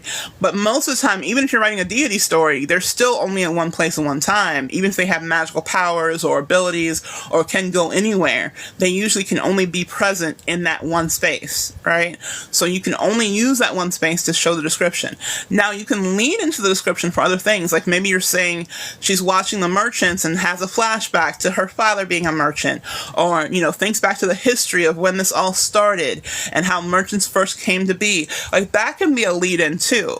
But what I'm saying is you don't want to have multiple things happening. So not the merchants and the seamen and the farmers and the tool people and the restaurant owners and the taverns owners. Like, they can't all be together clustered in one paragraph in one structure, because you're just cramming too much for your visuals, right? So you want to make sure you're spreading out your visual descriptions of your setting throughout your story so your reader can experience everything, yes, but they don't have to experience everything at one time. That's just too much sensory overload. Even for your character, that would be sensory overload. So think about for your reader, that would be sensory overload for them too. So spread out your descriptions randomly and use your dialogue to move your stories better. And that'll help you tell the best story that you can. Even if you're writing nonfiction, same thing. You don't want so much information that it's overload. You're talking about your background, your own experiences, or your own trauma. You don't need to give every single thing that happened. You don't need to showcase every single word that was said.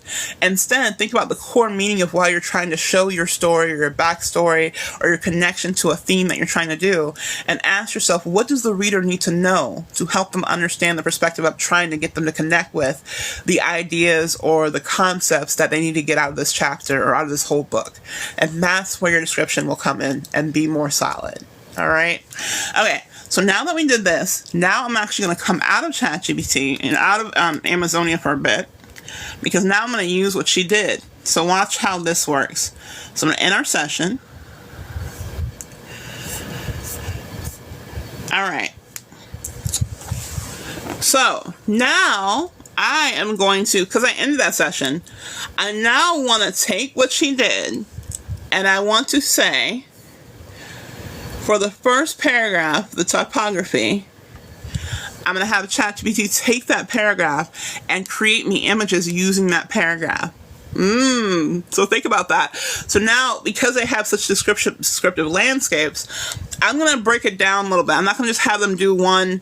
Well, let's do that. Let's do one that just takes the whole thing. And then I'm going to break it down to the forests, the rivers and waterways, and the groves. Everything she talked about, I'm going to break it down section by section and create visuals. All right? So let's take the whole paragraph, though. So let's go into... From the typography paragraph above,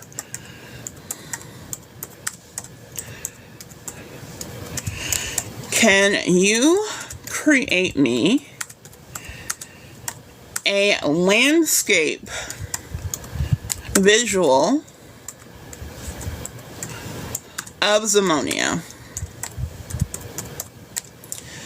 And I hope I didn't take anyone's name. Like, I don't know if anyone has a place called Zamonia. I just came up with that. So I'm hoping I'm not, like, if you guys were like, oh, I read a book that had Zamonia in it, I promise you I wasn't taking it from anyone's place. I just came up with that word randomly. So I'm not trying to copy someone's land, if it's anything. So this is like a thing that's not going to really be a real story, but I just want you guys to know that. In case someone's like, oh, Zamonia is a real place in someone else's fiction. I'm like, I did not know that, I promise you. Alright, can you create me a landscape visual of Zamonia as an illustration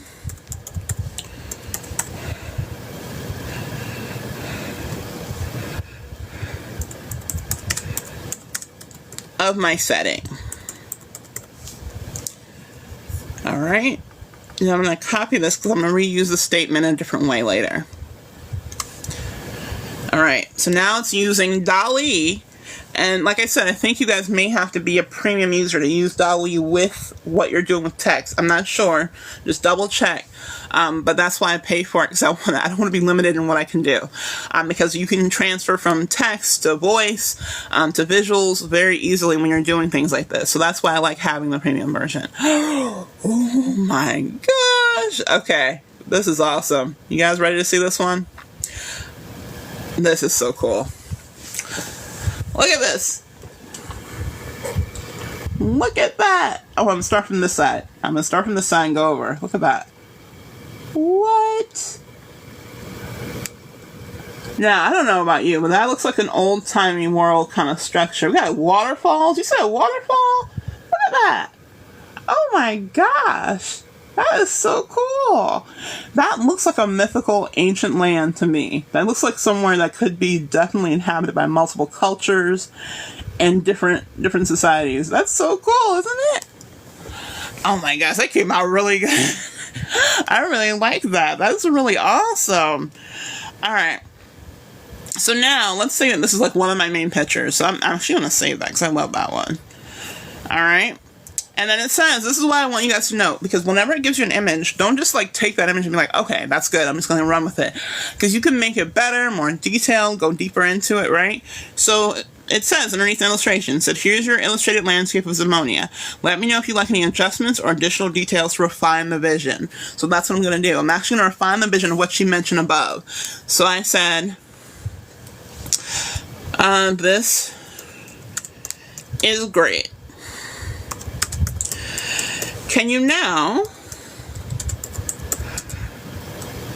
give me a similar visual of the luscious, her words not mine, forests with sacrificial altars and showing different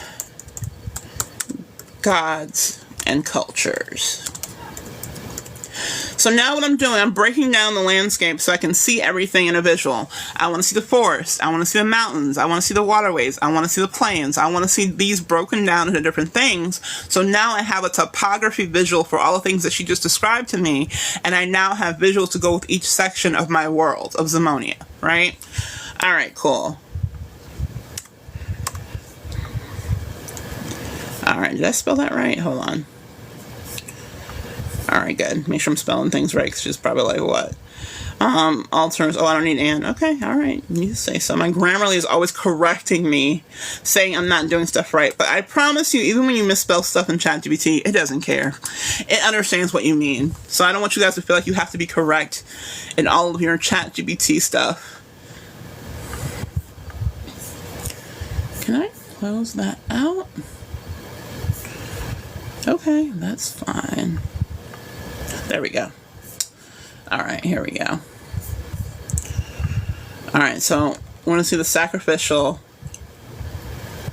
That is really cool. Now this one's a little bit more illustrative than the other one. The other one's, they're both illustrations, which I want. I want illustrations because I don't want to see, when you're doing something like history kind of stories or mythological stories, you're better left with illustrations, because if you do something real world, what I've seen is it's going to show you more dilapidated things, because the things that we see real world is not as concrete as you would have seen it back then. Now you can play around with it, you can get it to get there, but with the illustrations it can be more fully structured how it would have seen back then, or would have been seen back then if we're talking about an old time world, right?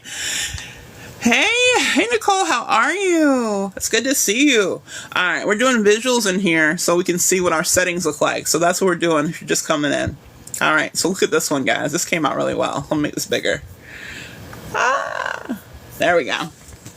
Alright, so look at this. This came out really good. You guys see that? I'm going to do a far away back one. And then I'll get a little closer so you guys can see the details. Look at the details on those, like, altars and those little stones and things. It came out so well. Look at that. Like, that's really awesome. Like, that's really cool. That came out good, right? So I think that came out really awesome. And look at that. I don't know about you guys. I love trees. My friends, I have some friends that really love trees. But look at that tree. Look at the intricate detail on that tree, man. That looks really cool. That definitely looks like a Celtic kind of like Irish tree, kind of like you would see. So it does combine multiple cultures. It has, like, I feel like I see some Celtic in there. I see some Norse.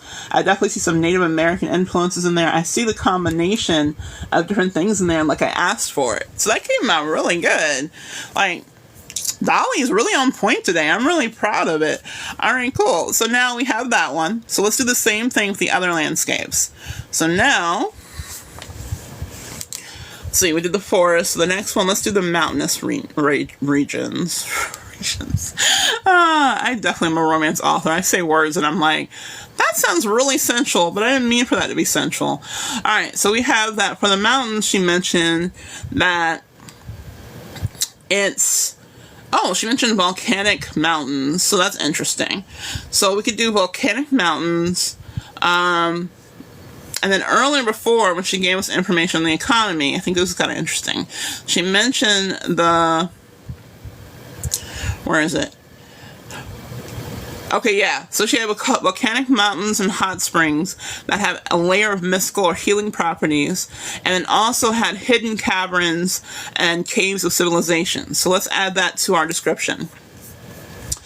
So now, can you create a landscape of Zamonia with the volcanic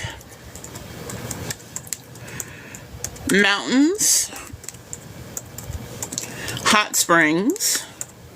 I kind of want to get in a hot spring right now. I'm talking about this and this is imaginary. I kind of want to be like, kind of want to go there right now and just get in a hot spring. I'm like, can we just travel to this imaginary world and just all just soak in the hot springs and just have some fun? Who would want to travel with me? I kind of want to go there. I kind of feel like we should all go to the hot springs and just chill for a bit and then time travel back. We may not even want to come back. We may just be like, screw it. We'll just stay here. We'll hunt for our food. We'll do our things. We'll all have tasks. I feel like we'll all make a good society as writers rather than these cultures of people who would just destroy each other. I think we could all do it. I feel like we could, right? Let's go, right? I want to go there. I'm ready.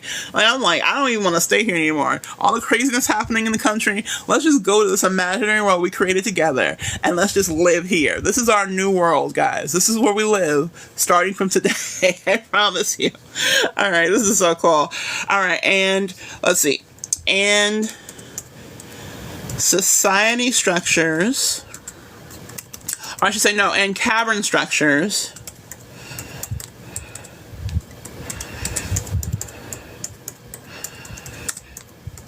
of people living in the mountains. All right, let's see what we get.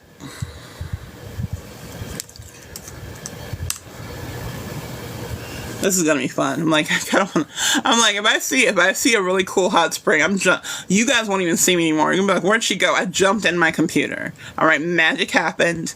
It exists, and I jumped inside my computer. You'll change your citizenship to be there. I know that's right. Where do we go? Where do we sign up? I want to be a part of this, right? I think we all should just go and say goodbye. We will not stay in this current area anymore. Oh, that came out really well. Now we have societies living in the mountains and the culture. Okay, this is kind of cool. And this actually kind of aligns with the first image that we saw too, which is kind of cool. All right, so this is what we got. So we got this structure. All right, make sure I show you all of it. Well, further back first, you see a bigger side of it. So you see the whole thing as one. Now let's zoom in so you can see the actual things. So now you see those lights in the mountains, so it kind of shows a society living in the mountains now. The other one was kind of like a big topography. And I love this image right here. It shows I don't know, he could be like the master right there looking over the society and people living in the different mountains and the different fjords and stuff like that. Isn't that cool? I love the mist too. It kind of gives the mystery of the magic of the land kind of like in a sense of how the setting is done. Isn't that awesome? That's so cool. This is really like the visuals it's creating is awesome. And think about this. This is why I say, when I tell you guys, don't wait for creativity to strike.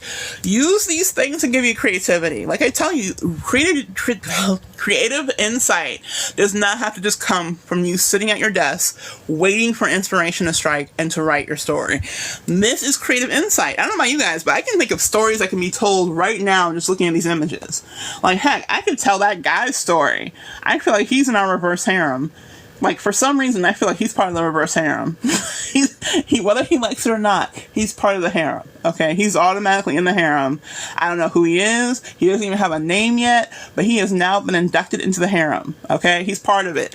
He's part of it now. He's going to be a part of it. He doesn't even know he's part of it, but now he's been pulled into the harem. So that's what's happening. So I love that. That's so cool. Okay, we're definitely downloading this one. And I'm going to show you guys exactly what I mean by using the same thing we did with the character. I'm going to do exactly the same thing I'm doing with these images. I'm putting them in a certain structure. I'm going to use the same collage I did for the other one. I'm going to do a collage, and I'm going to create a collage for my setting and my landscape, my world. Now, notice I asked for landscape portraits because I want landscape structures. If you're doing portraits, the thing is going to be up and down, but I want landscape because I want to see it like I would, if I were seeing it in a movie, widescreen, right? So keep in mind when you're asking for certain divisions of your portraits or your pictures, usually for settings, I would highly recommend going with landscape because you get a better picture of the society or the structure. So I definitely recommend that for sure. Okay. Wait, did we download all of them? Look, I didn't download all of them. Let me just double check, make sure I download all of them. Make sure so when I'm done and I'm ready to go to Canva, I have all of them. Okay, good. Awesome. Okay, so let's do a couple more.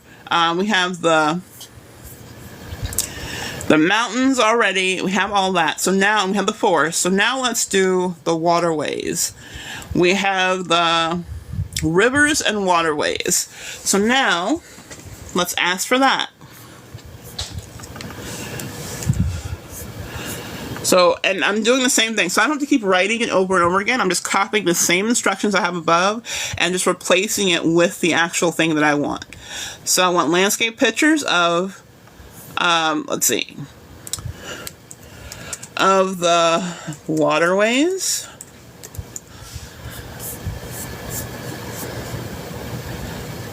And rivers. With boats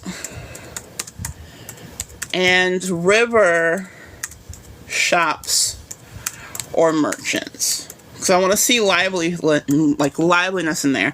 You could just ask for landscapes, but I want some of these to have actual people in them because I want to see how society could structure it. Now, here's the thing, because this is my warning with ChatGPT. Not just ChatGPT, all AI pictures. Whenever you start putting people into the mix of even landscape structures, sometimes they may not come out great. They may look a little weird. It may look like some horror movies are happening. We talked about this before. It does not get faces or hands right. Sometimes the eyes are weird. Sometimes the hands are missing or they have nubs. And you're like, did they go through an accident? Because if they did, they should probably have some kind of brace on there, even for old world. They shouldn't just have like two nubs like you're on, like, I feel like it's kind of like the Lego people. You know how they have like the little nubs for the hands and you're like, wait a minute, what? So just be careful when you're adding your people in there. You may have to play around with it to find people that aren't as horrific or creepy looking when you're doing it. But since we're doing landscapes, noticing we're not focusing too much on the humans, we're focusing on the landscapes, and that's what I wanted to do. I don't want to see people like direct up close. So that's kind of going to help with my landscape portraits. So just keep that in mind too. All right, so with the waterways and rivers, here we go.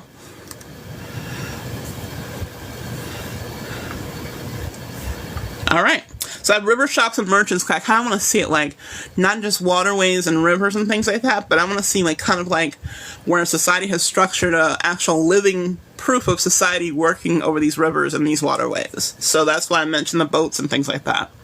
All right, so let's see what we get.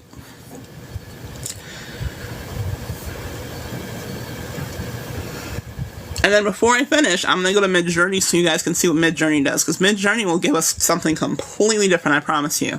And then you can decide which one you like better, Midjourney or DALL-E.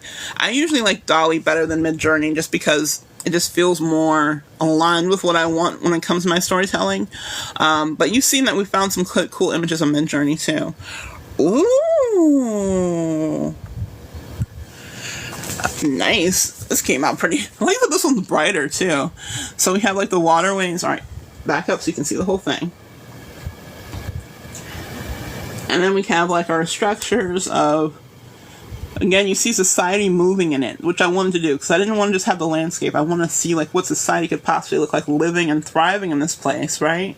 It's kind of cool. I love that. And look at the detail in that tree. Look at that. That's kind of cool how they did the trees and how the kind of cultural influences are in the tree and in the nature. That's kind of awesome. I love that. This came out so good. And like background, you can kind of see the mountainous regions in the background too, so it kind of aligns with the other things that we've been doing. But it's kind of cool to see the waterways and the people kind of interacting. And this is what I mean by saying, like, I don't want to see individual people or actual focus. I just want to see how they interact in the society or world we're creating. So that's kind of cool, right? That's awesome. It really did come to life. You're so right, Katie. Oh my gosh, this is so awesome. I love how these are coming together. These really did come out so well. So it's really cool. Let's see. Download this one. All right, awesome. All right, so last one I want to do on this one is where is it? Here we go. Open plains and prairies. I want to have the open place where we could see if we had a big battle or something that happened that was like a big fight between the neighboring towns, or maybe the greatest evil that's in the story, where this war can take place. Because the way that we have it now, yes, they could fight in these areas, but they're not really the best landscapes where you would have an actual war or battle, right? So I want to have that aspect too, and that'll be the last one we'll do in this section. And I'll show you guys how to take this and make this even better. So let's see. Or I may just do the merchants too. I may do one more with merchants. Let's do both. Let's see. All right, where was it? All right, here we go. All right, so repeat. And I want to do this one. All right, so create a landscape visual of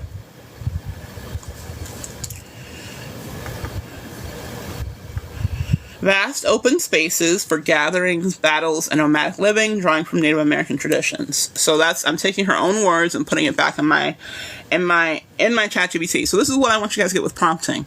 You don't have to come up with it yourself. Reuse the words that she gave or you got from ChatGPT to kind of help you get the structure and idea. That's why I think it's working and we're getting such strong visuals. It's not just me coming up with the words to come up with the visuals. I'm using the words that she used. That's why I'm saying I'm not putting it in a book, but I'm using her own words to feed back into her so she can get a stronger picture of how I want these images to look. So that's why her doing that exercise with me was so important, because now I can feed back into ChatGPT what I want the visuals to look like and how I want them to come into being really realistic for my world. So that's really what's going to help you guys with your prompting in your AI structures, like having these to be able to utilize over and over again in different ways to come up with different things that you can utilize within ChatGPT. So, all right, let's see what this one come up with the plains. And hopefully we'll see an open field kind of thing with battles. Ooh, yeah, because we asked for Native American tradition, so this is cool. So this one's cool because then it comes into other world-like structure, and that's definitely an open area that you can have a battle. So this one is definitely more Native American influence in how they have it, right? That's kind of cool. And then you see the open plains, so that's definitely where you can do fighting. Those are definitely open areas where you can do battles, you can do worship, and then you can turn around and fight each other and get the beatings done on the battlefield. So you can do it here in the foreground or in the background. So you look further in the background, there's some open plain areas there that'd be great for battling too and fighting. So I want to see battle scenes and open field scenes so I can utilize that as inspiration for my own battles when they're going to war or they're fighting neighboring towns and things like that, to have a structure. Right?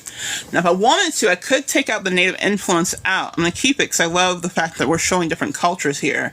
That's what I wanted before, because we talked about that, right? But I could say, if I wanted an example without all the Native American, like teepees and things like that, I could take out Native American traditions and just see what it looks like without the living part. So just open spacings for gatherings and battles. So let's see what it looks like, just that, without the Native American influence, just in case you want to see just a regular landscape that doesn't have any kind of actual cultural influences, but still has an image where we can get a strong visual for actual big events that are happening, whether it's a big festival or a big campsite or something like that. It still could be a good visual. See, this one's cool too. It still has a Native American tradition too, but notice how in the background you see more open land to fight in. So it still has, I love how it keeps doing a circle, like they're all coming into the circle for the gathering, which is kind of cool. So I love that. But in the background, I love the background landscape, because that's kind of where my main visuals want to come from any battles that are going to happen. So I kind of love that. So they both came out pretty well. They both aren't not bad. Actually, this one I would say is more realistic in nature. The other ones are more illustrative, because you see the sky and everything. It doesn't look as illustrative as the other ones. The other ones had like a more painting kind of artist, look. But this one has like a more realistic feel to it. So I kind of like that it gave me like a more realistic image in how the art came out, right? It did. It came out really well. They're all coming out well, actually. I'm kind of shocked that none of them are like weird or destructed or convoluted or anything like that. So I'm very proud of ChatGPT tonight. It's actually working in our favor tonight. Okay, so the last thing I want to do before I move on to Midjourney, I want to show you guys this. I said I was only going to be here for an hour and a half, but it ends up being longer, so at least I'm not nauseous anymore, so we'll keep going. So remember the part we asked for, seeing the liveliness, the vibrant fabrics, and the merchants and things like that? So I want that too. So I'm going to say this. I'm going to copy exactly what she said, which is, along the bustling rivers, merchants from distant lands gather, exchanging goods like vibrant fabrics, handcrafted tools, and mystical artifacts, their voices mingling in a symphony of languages and dialects. So I'm using that whole thing that she mentioned, and now I'm going to ask to say, show in landscape format, and then copy and paste exactly what she had. Alright, so let's see what happens with that as a visual. Her own representation of what this land looks like. And I'm just going by what she has to give me a strong visual.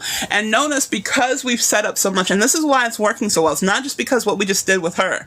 It's because what we've been doing for the last couple of weeks with her. We've been talking about the people, the culture, the political landscapes. Everything else has led up to her having a strong background and using that information to help us come up with this.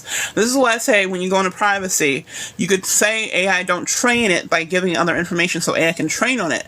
But I wouldn't erase the memory, because you want to keep the memory intact so you can come back to her and say, hey, remember when we talked about this? Now I want to use this for this. Or now I want to do a sub-story and do a different neighboring land. You remember what that land is? Now I want to make this a stronger, rougher, kind of apocalyptic land if you want to. So I think that's kind of cool. Oh, this is awesome. I like this. Alright, let's make this bigger. And I like that you can't really see the faces of the people, because like I said, they mess up the faces of people all the time. So here we have the lands and the bustling kind of, the waterway thing that we're just showing. Now this kind of shows like a close-up what the shops and things look like. So look at that. You see the people looking at, it looks a little bit Middle Eastern a little bit, with everyone wearing like the head coverings and things like that. It kind of looks like a little bit like it's either Egyptian or Middle East kind of thing. But it still has like the feel of like, it's still being this otherworldly land and not necessarily the Middle East, which is kind of cool, right? I love that. And look at the like detail, those banners. You guys see that? That could be representations of different cultures in itself. Like, that wasn't even a thing that I thought about. But those could be like different tribes or different cultures and representing everyone that's part of this culture or landscape. That is really cool. Like, that gives you, like, this is why I say look at the details of these pictures, because that can give you ideas for your storytelling when you guys are doing your things and things like that. So that can really help you kind of get an idea of how the culture could be represented, so everyone feels like they have a part of the culture, right? So that came out really well. Alright, so now we have a little bit of everything. We have the landscape and everything, right? One last thing I want to show you, which I think is kind of cool. Remember I told you guys that when you're doing your world, it's good to have like a map, kind of like, and you can have someone create a map for you if you know like where things are going to be. But let's say we don't really know. We don't really care where places are. We just kind of want to have a map structure so we can use that map to tell us where our heroes are going, where our characters are traveling on, and stuff like that. Now, we don't have to name everything, but I want her to kind of create me a topography map to see what it could look like. So let's do that to wrap this up, because I kind of want to see what a map looks like. Alright, so now, using all of these images,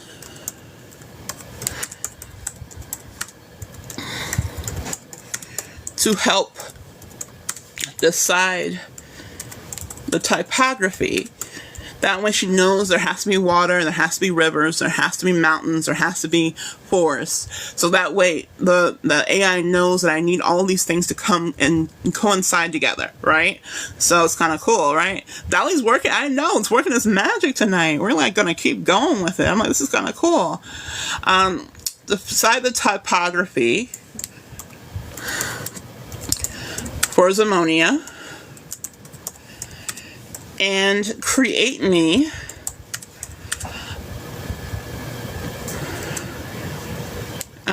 let's see, a map of this world.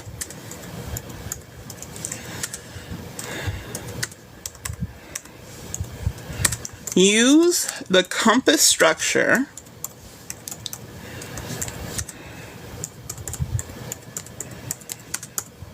to show east, west, north, and south.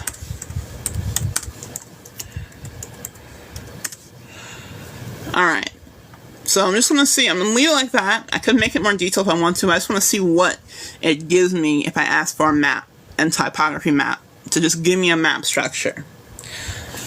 So this is analyzing, so I'm guessing it's really going to have to work kind of hard on this one. This one could mess up, I'm not sure, but let's see what happens.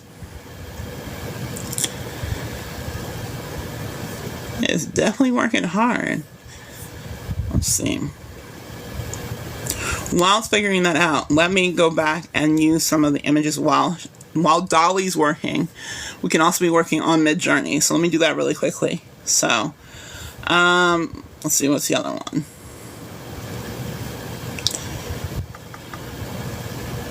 So I want to do...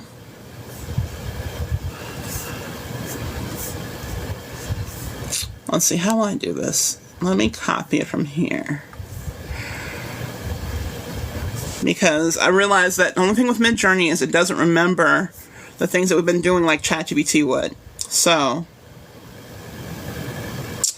I didn't do what I was asking for. Okay, so we have to restructure it a little bit. It focused more on like making it like a compass. So I'll show you guys what it did. And this is why I say you have to be careful with how you do it or how you ask for things. But it's not bad. At least it can give us like an actual analytical structure, but it's not what I want. I want an actual image. But you see what it did? It gave me the north, east, south, west thing, and it told me where the places are.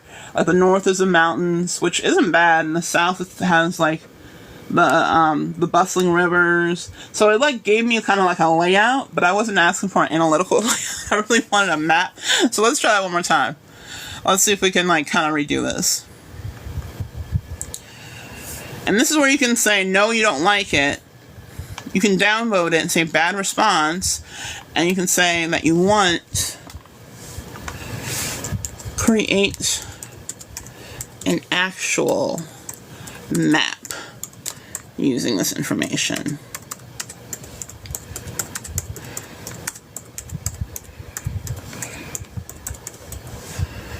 Okay, let's see if that helps. But, you know, we can't fault it. It's been doing pretty good so far. So even if it doesn't do the best in the end part, I mean, it's been doing great so far. So we can't really be like, how dare you mess this up for us? So, because I am kind of doing something I haven't done before. I'm kind of playing around with it. So you could even add, if you wanted to, you could download a map and say, create a map like this. So I could do that. I don't know if I could do that. I've never done the upload version before, but you can usually do a map structure. And this is what I wanted. This is exactly, oh wow, this is a lot more, this is more complex than I would have thought. Alright, let's look at this map of Zamonia, guys. Look at this. Look at this freaking map. Look at that. You guys see this? Okay, not only do we have a map of Zamonia, the north and the south and things like that, but look at this. Look at the sides. It gives us like cultures and breaking it down a little bit. The south, what people look like. On this side, it gives us like a deep thing of like the other north and the west and things like that in the east. Look at that. That is crazy. That's kind of cool though. Now, yeah, it may not be perfect. You could probably play around with it a little bit.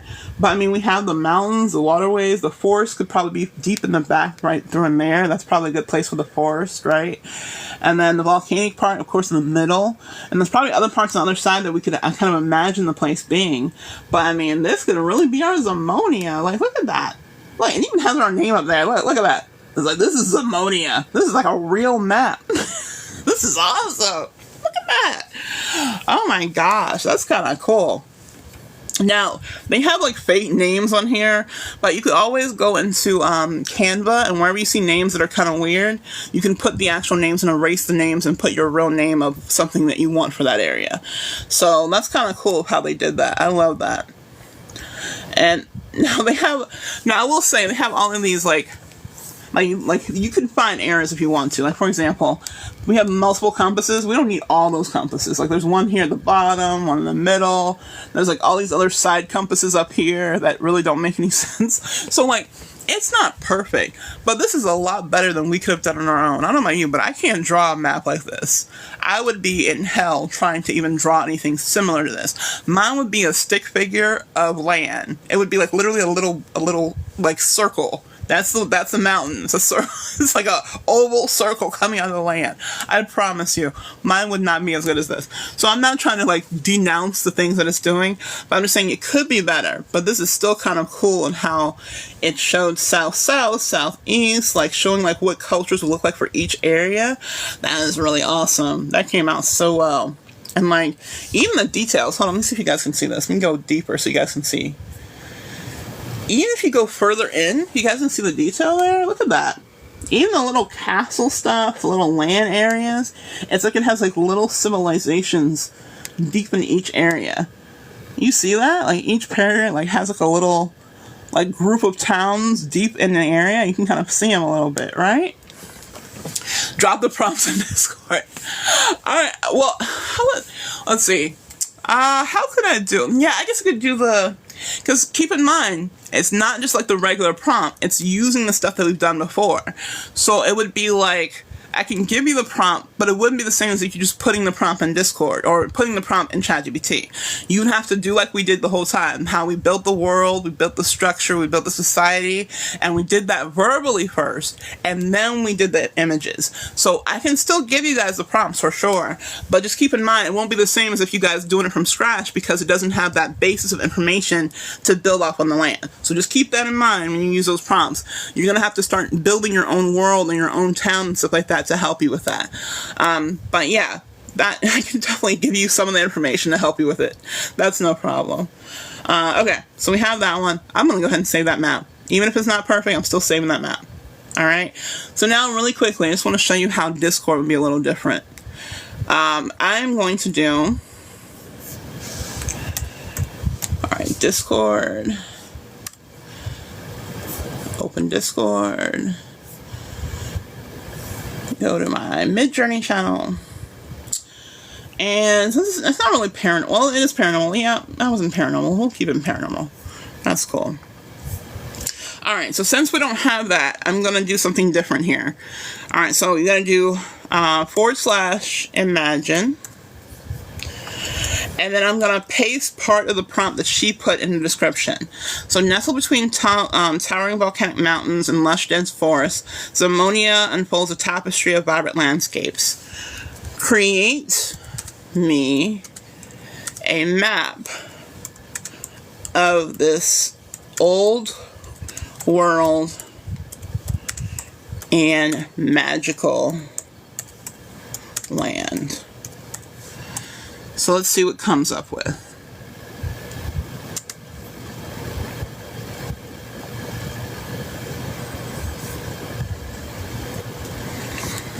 And like I said, what's Midjourney, the good thing is you get 4 different kind of things. So it's going to give me 4 different ideas of what to do. But, so far not bad. Hold on. Alright, that's not horrible. Alright, make this bigger. Open in browser, so we can make it bigger. Not horrible, but I do like ChatGPT's version better, so you guys can see. Alright. Alright, so these are 2 pictures together. One's on this side, one's on the other side. That side. So that's the first picture. Where's my pad? Okay. And then this is the other picture, so you can see the line. See the line there? Showing that it's 2 different pictures. It looks like it's together, but it's really 2 different pictures. I do it this way, you guys can see what I mean. Let me do the smaller version so you can see what I'm talking about. Alright, so that's the original that came with it. Alright, so you look together, it's almost like it's one big picture though. It doesn't really show the line, but it is 2 different separate pictures. And the ones at the bottom are 2 different pictures. Right? So it's not horrible, but I would say I like the detail of DALL-E better. These are not as, like, intricate.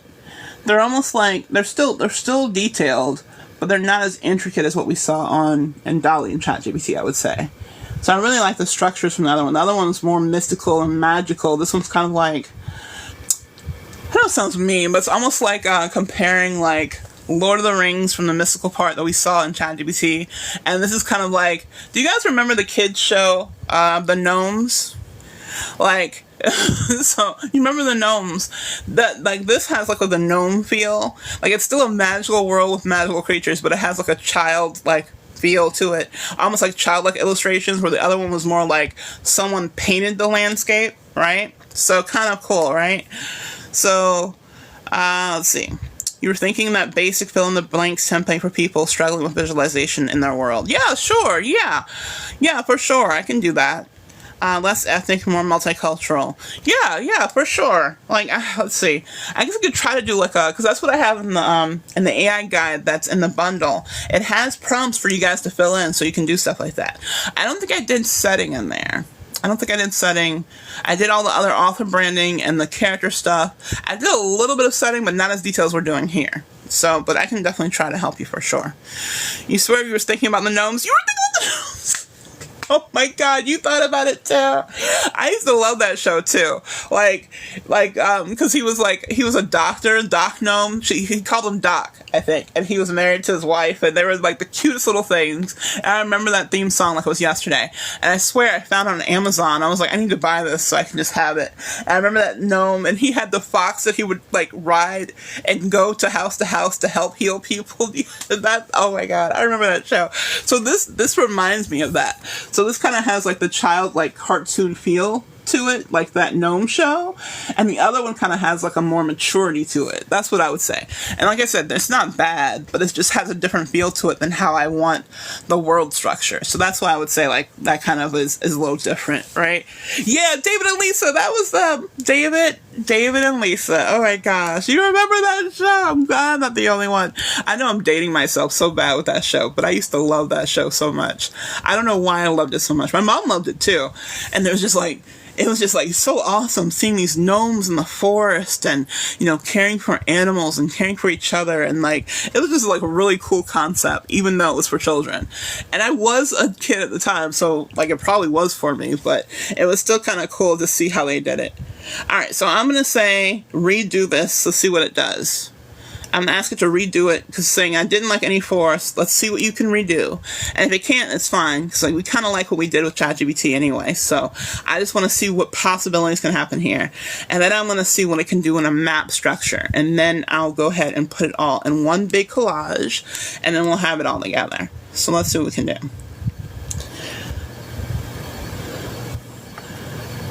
Yeah, this one kind of still has the same feel to it. A little bit better. It's not as bad, but let's see. Let's open in browser.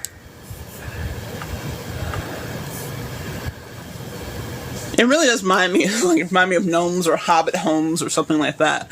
You look at them, the little houses. Let's see. Make it a little bit bigger so you can see the top two first. All right, so those are the top two from a distance. See how they're top two, right? And then you can see close up. I do like the little house structures. Those are kind of cool. I mean, so I could add if I wanted to. Kind of like how this one has like houses like embedded in the mountains and in the cliffs and in the valley areas too.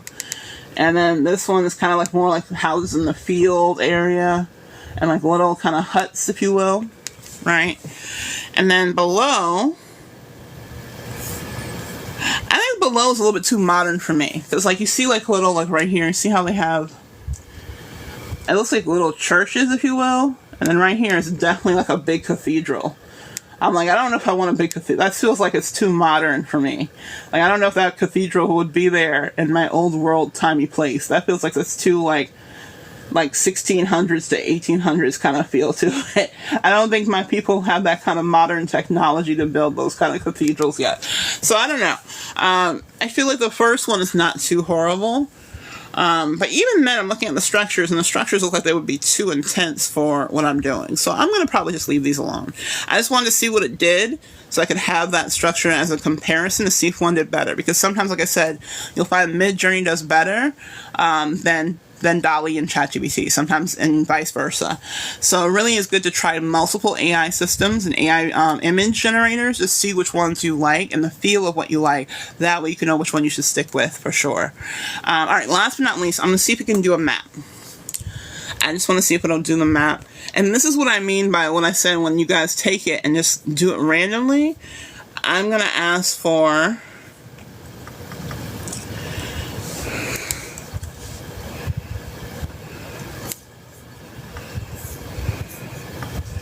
hashtag or / imagine. I'm going to put that I want a map. Create the typography for Zamonia and create a map of this world. Use the compass north, south, east, and west. And then I want to go back to ChatGPT because she had a description of the world a bit better up here. I'm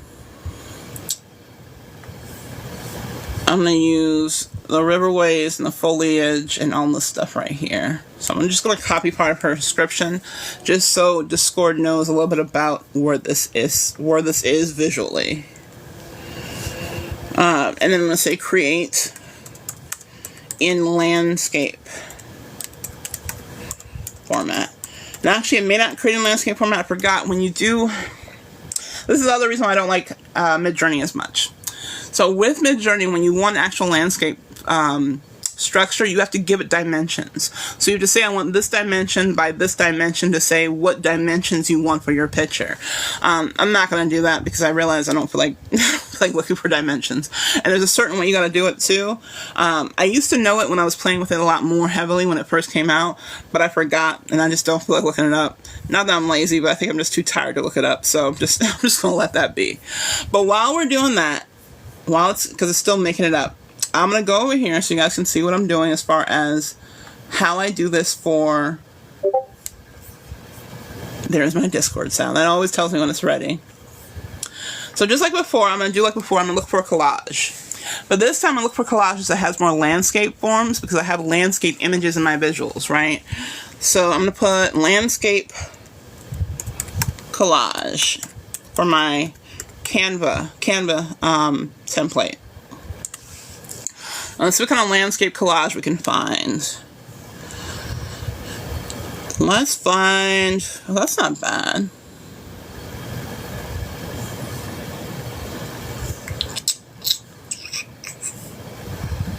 Let's see.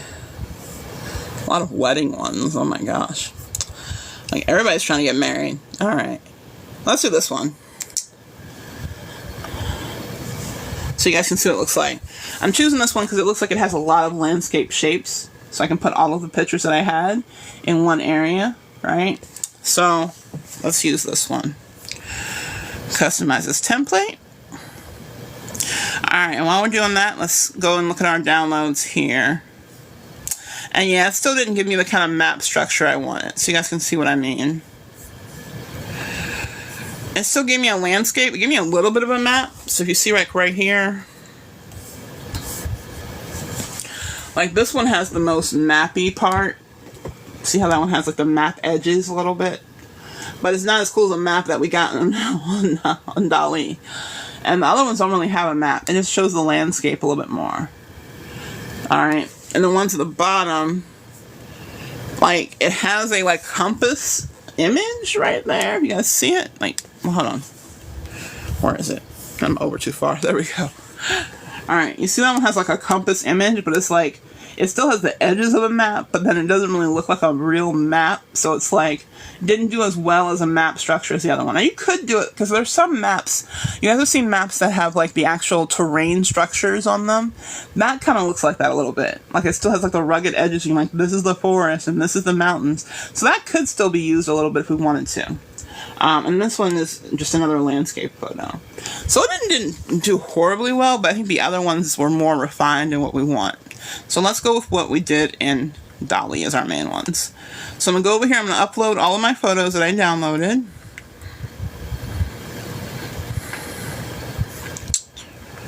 And we downloaded 1, 2, 3, 4, 5, 6, 7, 8. think we have just enough for these images. 1, 2, 3, 4, 5, 6, 7. Oh my gosh, yeah, just 8. Wow, I'm horrible with math, but yet my brain was like, this looks like it could be 8.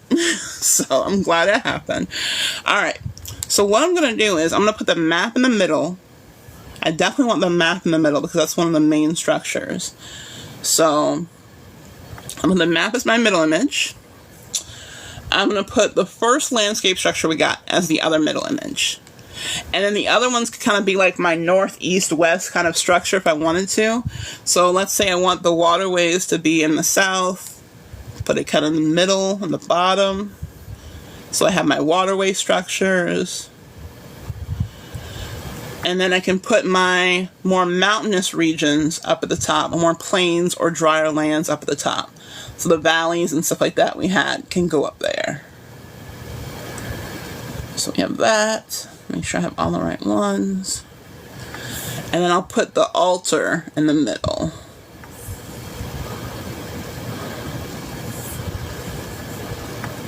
Okay, let's see how this looks together. I'm going to share it. And we're going to do... Wait, no, where's... Oh, there it is, present. See y'all. Present. There we go. Yes, present. All right. Look at this. That's our collage for our setting, guys. Look at this. So from far back, you see all of them together. Let me go up a little bit. Right? And you see in our middle, we have our map. Over here, we have our main first image we got for the landscape, because that was our overall landscape image. It came out really well. At the top, we have our, like, sacrificial battle areas. So that one in the corner. The altar in the middle. And the other battlefields right there. And at the very bottom, we have our waterways. So the water structures where people are merchants and living. That one right there. And this last one. If I can hold this up. Right there. So then you can see like the whole setting structure, right? Isn't that kind of cool? So now if you took the character profile, so remember the character profile we did, that character profile sample that I uploaded in Discord. If you had that for every character, you had this for your scene structure and your collage, do you guys think you would struggle coming up with stories for your story? You'd probably be a lot better off with the story things if you had these visual aids to kind of help inspire you for your story, right? And again, I know it seems like we're just doing this for fiction, and you can do this for poetry too, but this can also be done. The same thing we're doing can be done for your nonfiction. When you're trying to create the setting for your story, where you took place, the medical office that you stayed in to get, healed from your illness, the home that you used to live in when you were younger, you can kind of create visuals for those too. It doesn't just have to be for fictional worlds that we created. Yours would just be more concrete because they're real places. So you would want to create kind of structures that seem similar to what it was like for your real life. That would be the only difference, is that you're having real life images and real life detail more so than having ChatGPT come up with the information to help you. So with this came up with our own imagination, but now we have a structure and kind of collage to kind of go with the idea of what we can do, right? So that came out really well. What do you guys think? I think that came out well. Looking at it all together, it came out really well too. I'm really proud of this. This came out really awesome. I'm like, that came out really cool. Like, we can see our world coming together as like a real entity and a real living thing. And that's what I want you guys to see when you're doing these things. Like, how these collages and things can be real vivid images that you put. Now, you could print these out if you wanted to. I don't want you to waste so much ink that you're like putting all these collages and stuff together that you have no room for anything else. But just know you can print them out, or you can just keep it on your computer and just have them as inspirational visuals that you can go to when you're stuck during your writing time, or you want to go through them before you start writing and just have the visuals so the stories can come to you a lot easier.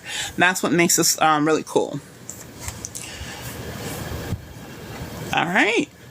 So any questions about that? I know there was a lot. And then some of you guys probably have only 5 of you on here, but it's okay. I don't give only 1 or 2 of you on here. I still am going to make sure you guys get the most you can out of the session. So when you go back to your writing and creating your settings and stuff like that, you still have concrete information to help you. And thank you guys for the likes. You got me guys at 10K. Thank you for that. You guys are so awesome. Thank you for the likes and the gifts and the follows. Those of you who are new to here, I appreciate you guys so much. So if you guys don't have any other questions, I will leave you. I will be back on, let's see, tomorrow. Usually I don't come on Mondays, but if I do feel up to it, I may come back on tomorrow. We'll see. Mondays are normally pretty crazy for me. And Tuesday, we have a lot of meetings back to back. So, if anything, I may be on Tuesday evening. But I will be uploading this video and Wednesday video to YouTube. I'm going to try to do it tonight, if not tomorrow morning. So you guys can have the replay of this and also the information we had from Wednesday's live. I still have to edit Wednesday's live because we talked about a lot of stuff in the end that I need to make sure it's kind of cut off so YouTube doesn't block us. Because if I got this first violation, the last thing I want is YouTube to give us a violation too. So hopefully it won't. We'll see what happens. But you're very welcome, guys. You're very welcome. Let's see. I have a posted feedback for week 2 discussion. No, not yet. I'm going to be doing that tonight or at tomorrow at the latest. So, but the question for week 3 is up there too. You can more than welcome to fill that out too. But I will be getting back to your week 2 discussion within the next 24 hours or so. So yeah, you'll get feedback from me from those too, for sure. So I will be in there. I will be more active this week, I promise, because I have less on my plate this week, thankfully. So you guys will see me more on this week. And I'm going to try to be adding more resources. I also have the book list almost completed for you guys too, both for fiction, nonfiction, poetry, and for everyone involved. So I'll be uploading that as soon as I'm done with it too, so you guys can have the reading list. Again, it's optional reading. It's not like required textbook reading for the class, but they're books that I think will help all of you in all of your sections and all of your genres to help you with that, for sure. So, yeah, you're very welcome, guys, and good luck with everything. I will see you, like I said, if I don't see you tomorrow, I will see you guys Tuesday. I'll let you know. I should have posted in the Discord that I was going live. I didn't think about that, but either way, they'll get a replay of this anyway. So, you guys have a good rest of your night. I hope you have a wonderful, wonderful evening, and I will see you guys soon. And if I don't see you soon, I'll see you in the Discord no matter what. So, have a good evening, guys. Take care. Enjoy the rest of your Sunday night. Take care, everybody. Bye. Bye.